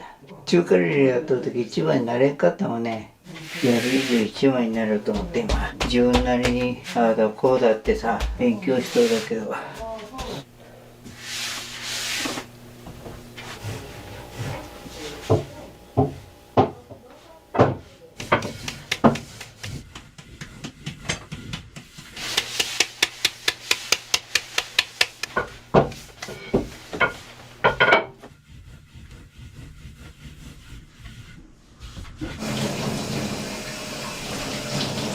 10割の場合は熱湯で湯ごねして水回ししていきます。そうですね。やりにくいね。あ、そう。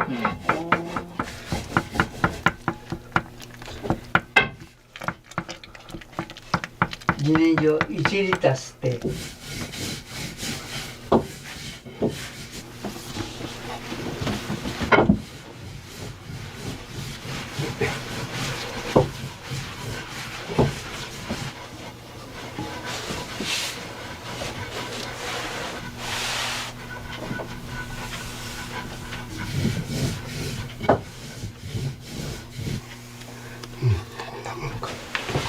よいしょ。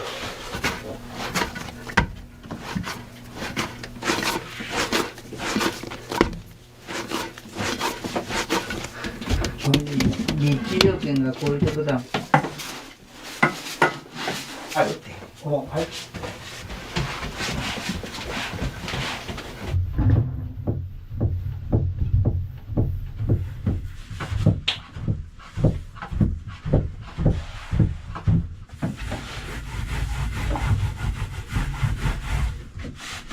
あんたとどこが違うか分かった？全体的に全て違うそうだけど。いやいや、そんなことはないですよ。うん。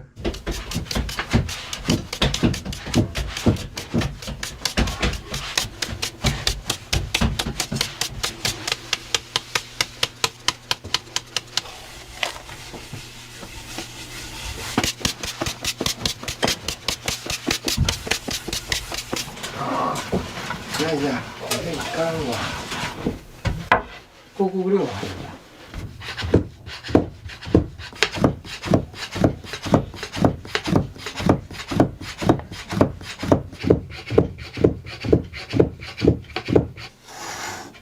綺麗だな。美術品ぐらいにしたいな。芸術。あ、200g やろ。それですね。ジュエルこれだよね。これ、これこっちにニャーチをこっちに持ってきた。ニャーチをここに。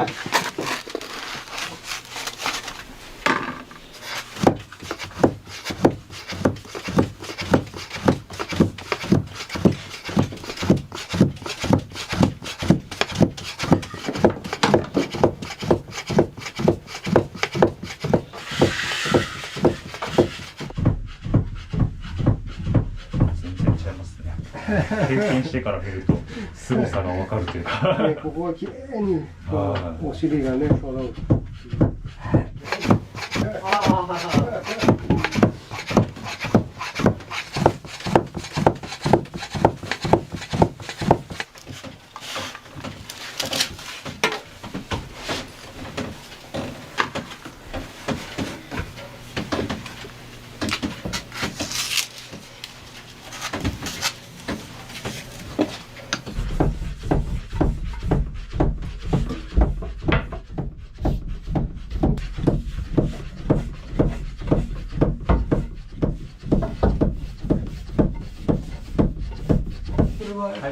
きれいに拭いて、はい、精進つゆ、はい、だしがね、このお寺なので昆布としいたけでだしを取って、そのおつゆに私も惚れて修行するようにお願い無理無理お願いしてね、いろいろ手取り足取り教えてねいただきました。おつゆの味をね、そばもそうですけど継承して地元の蒲郡でおそば屋さんやれたらなって、生涯現役でまあねやれたらいいかなって。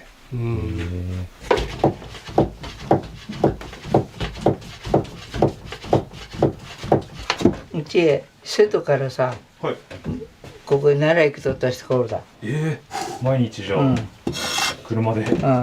3時に出ると言ったかな。全部入れて。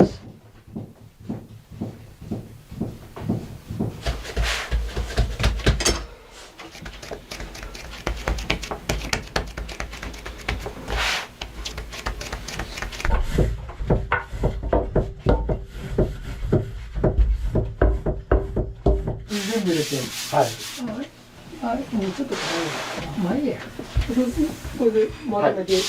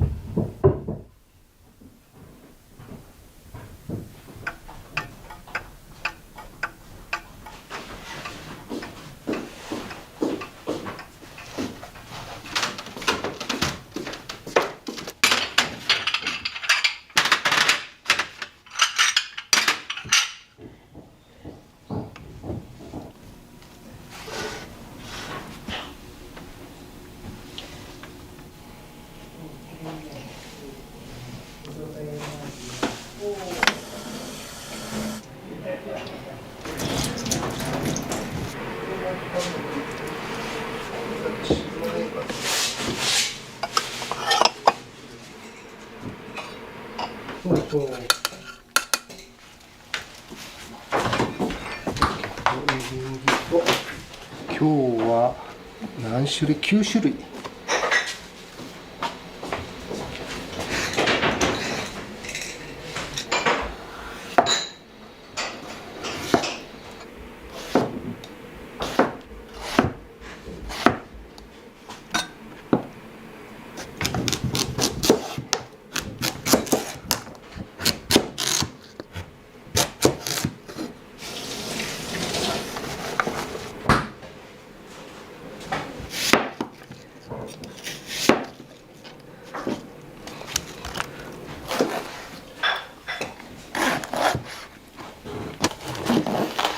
ありがとうございます。いただきます。すみません。はい、すみません。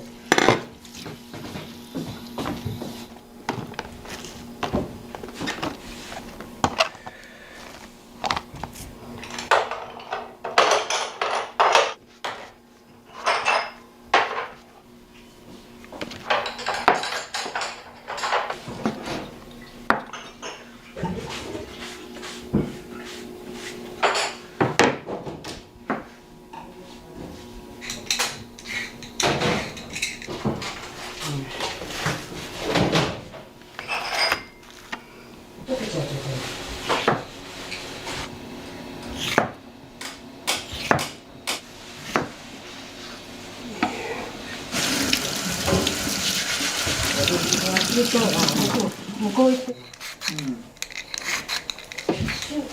うじゃないけど、原因がわからない。あ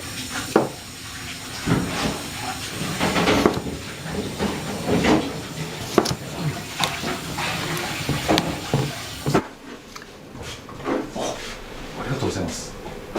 すごい。いうふうにやるのをね。芋食べた？あ、はい、いただきました。すごい甘かったです。うまいだ。美味しいですね。地元農家の人がさ、農家というよりも趣味でやってる人、ああいう人からもらったり買ったり。そうなんですね。皆さんからいただいたものって。百姓の人がね、ここで売ってくれて。あ、そうなんですね。へえ、食材が豊富ですね。おかげさんでね。綺麗だよね。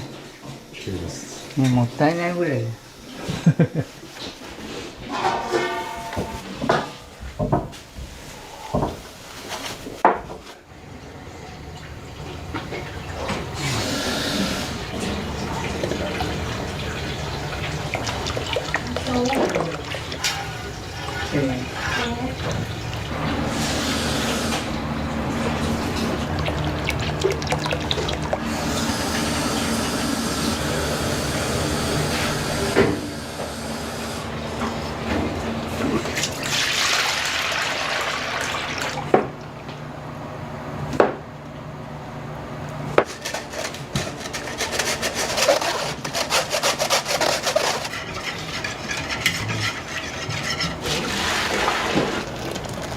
うん。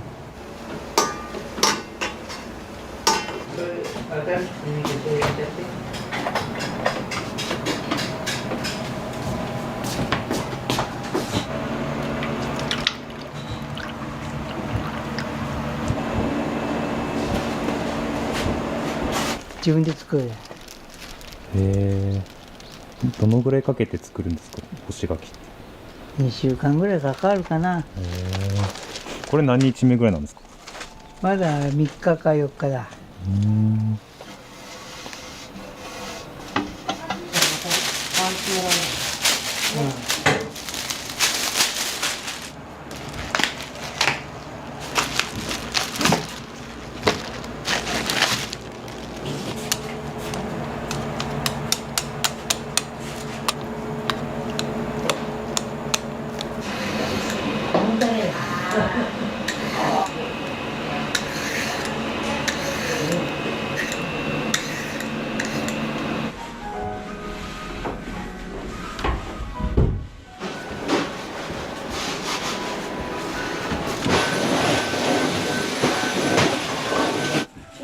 これじゃ大きいかな。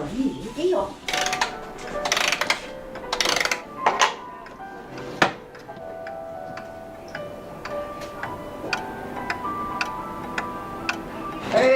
みさんもこれお湯入れちゃって。元気？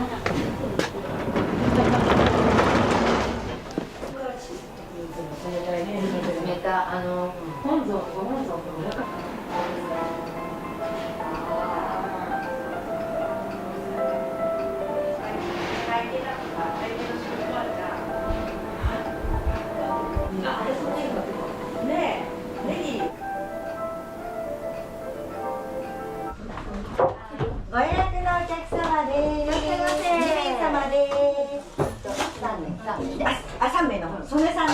そう。はい。いらっしゃいませ。いらっしゃいませ。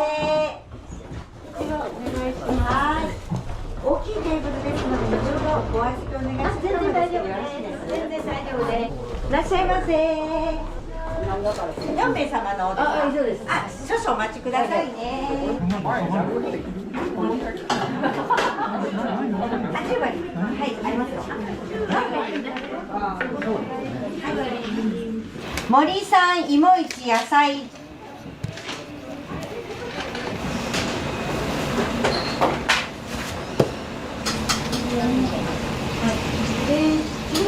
で森さんの後ね、今は1家庭に、この後森かけ野菜。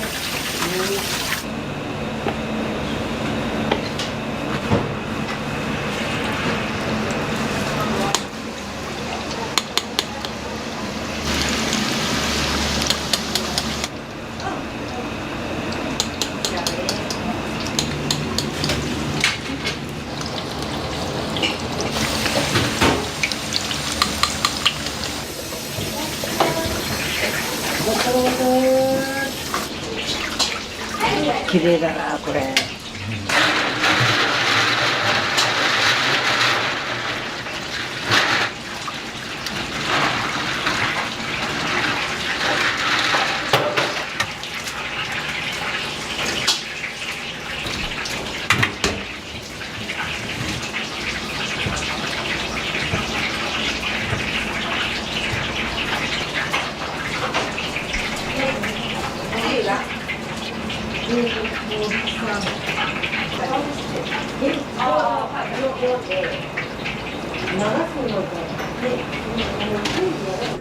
お待ちどうさまです。天ぷらでき次第お持ちしますのでお召し上がりください。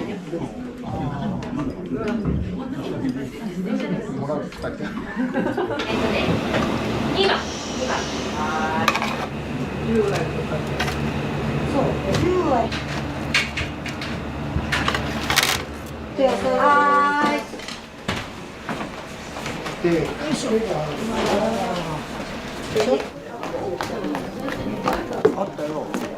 はい、すみません。野菜の天ぷらになります。こちらお芋です。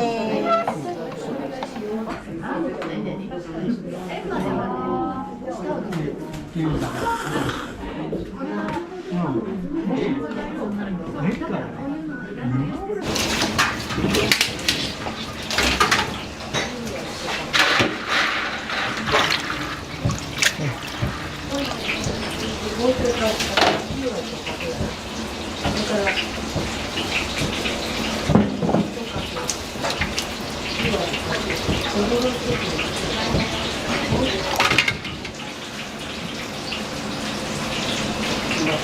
いよ。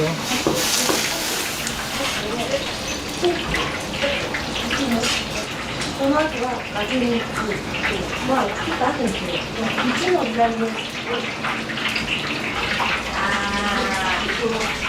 はい、ありがとうございます。1番左。はい。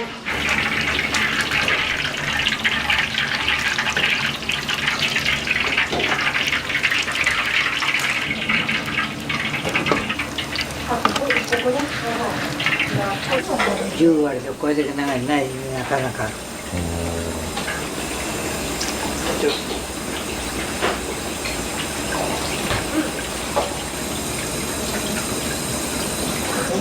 い。はい、はい。はいよ。は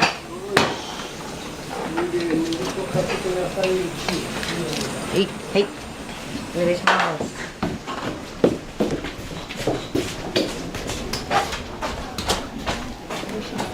お待たせしました。野菜天ぷらになります。どうぞ。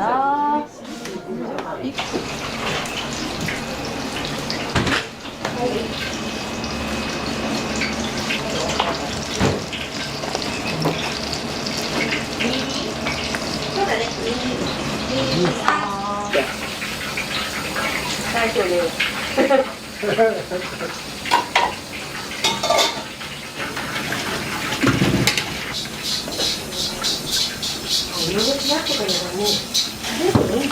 あるよ。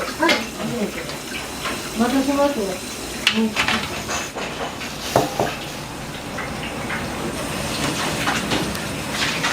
ごめんね。はい、かける。はい、ありがとうございます。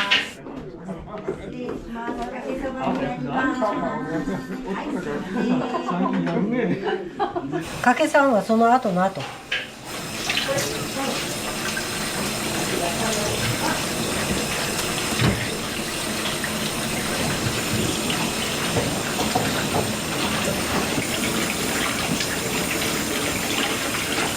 その次は野菜というの。はい。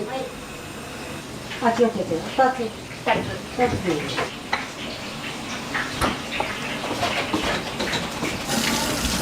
これを1つにかけ2つ。先にかけで、ありがとうございます。ちょっとゆっくりやりますね。800円のお返しになります。ありがとうございます。ありがとうございます。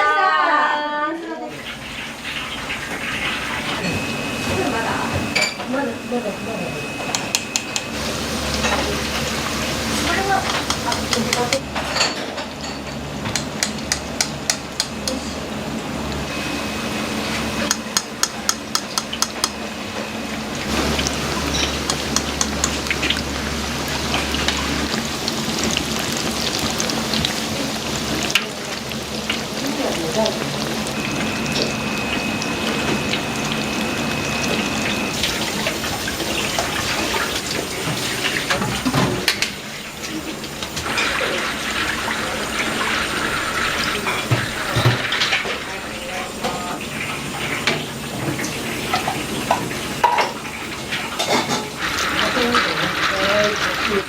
触った感覚でね、わかる。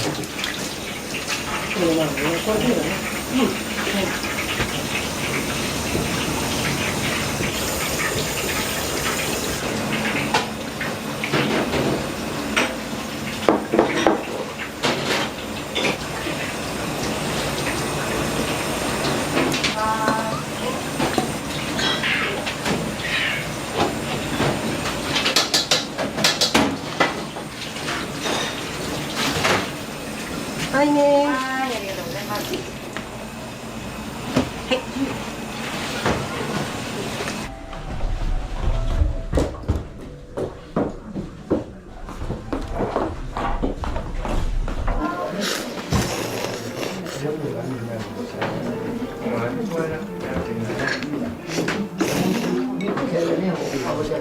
はい。皆さんよく来られるんですか？初めて来ました。あ、そうなんですか。どうですか、お味の方。美味しいです。うん。なんかすごくしっかりしてるし、量もねあって美味しいです。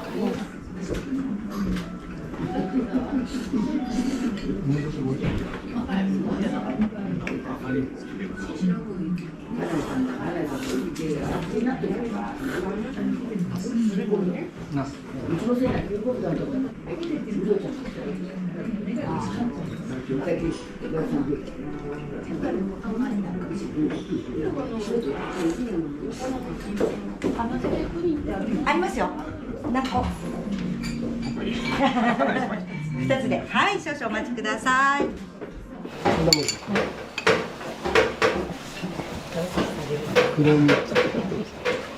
ありがとうございます。プリンになります。ごめんなさいね。はい、どうぞ。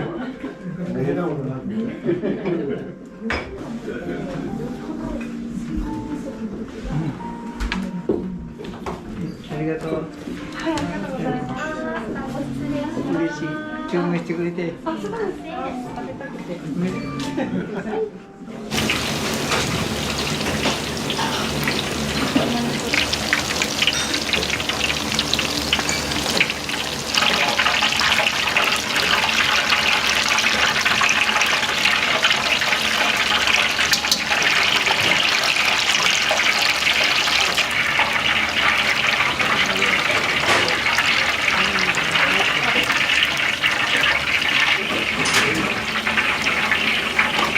はい、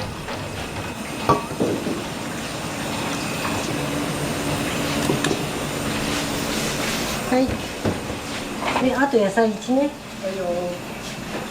すぐ出ますのでね、ごめんなさい。どうぞ。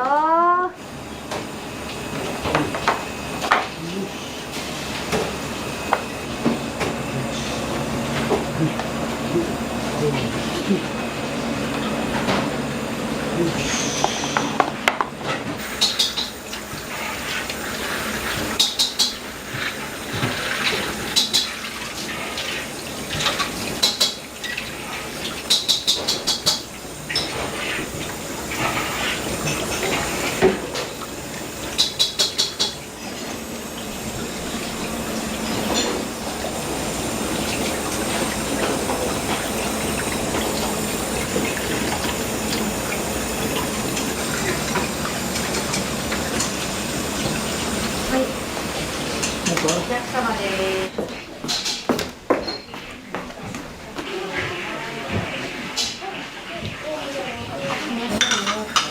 お願いします。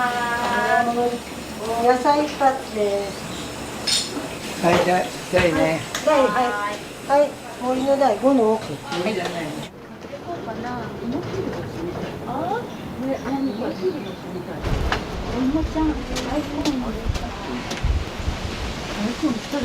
よく来られるんですか？私3回目。そうです。なんかお好きなところって何かありますか？好き。お蕎麦が美味しい。そば美味しいです。森もいいし。私腰が好き。そう腰が感じられましたか？初めてだけどすごい気に入っちゃった。今日お野菜買われてますけど。いつも買います。お安いですよ。安いです。地元ですけどね。安いよね。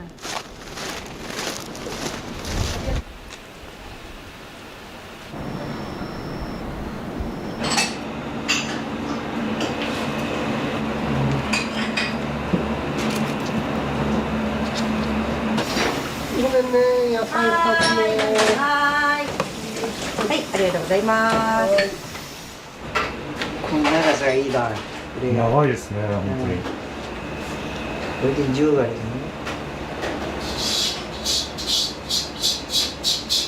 はい。野菜1です。はい。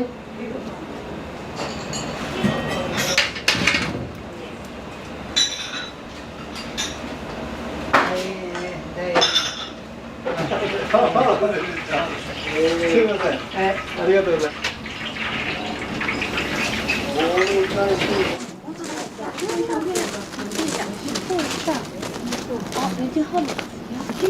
いらっしゃいませ。お二人様。12時はい。ゆっくりお使いくださいね。大丈夫ですか？買うので、電気がなくなりそうだったので、電気だけ先に。ご予約ありがとうございます。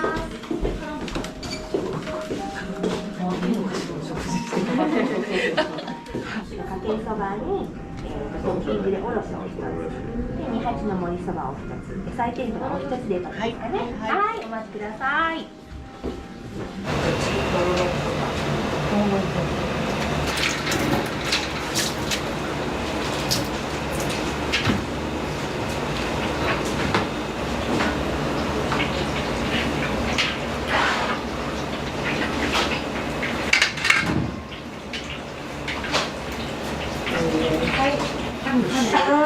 はい、お願いします。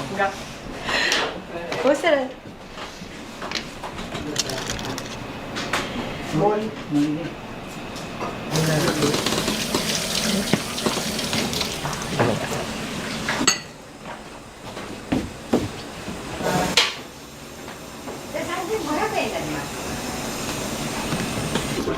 大変お待たせしました。盛りそばになります。どうぞ。お待たせでした。かけそばにまさにかぼちゃが大きい。いただきます。お疲れ様です。このまま食べよう。あるあるある。よく来られるんですか？いや、初めて知ってはいたんですけど。この辺の方なんですか？豊川です。黒子っていう、そっちはね、よく行くんですが、ここまで来たことなくて。どうですか、お味の方。いや、不思議です。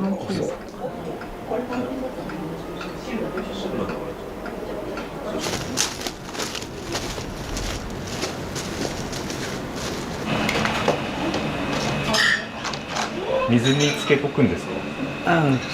一晩以上ね。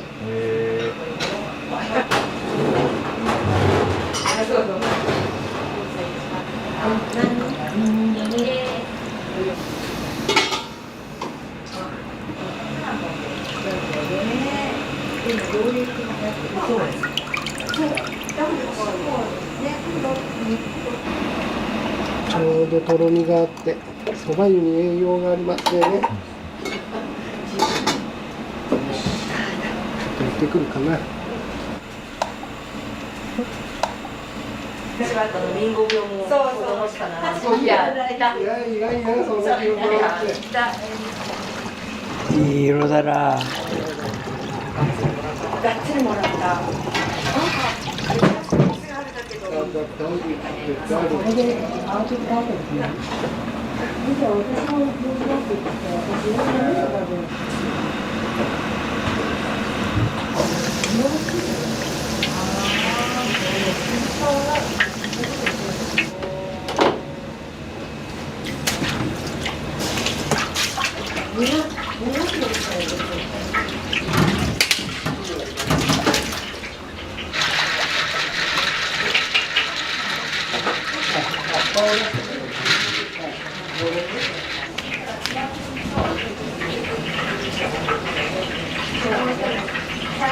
長すぎて絡まって。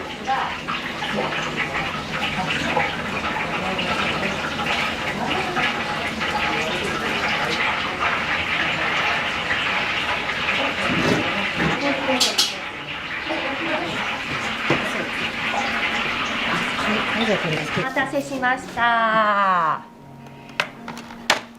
い、どうぞ。失礼します。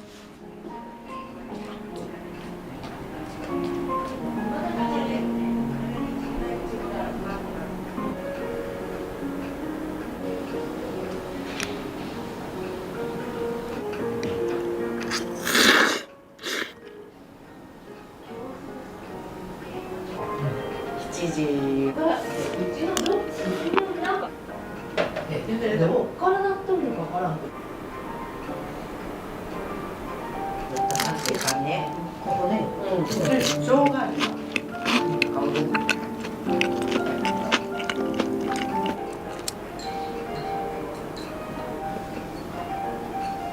何でも身がつくのが少ないね。寝とって駐車場の意見がね。家に誘ってくださいよ。はいよ。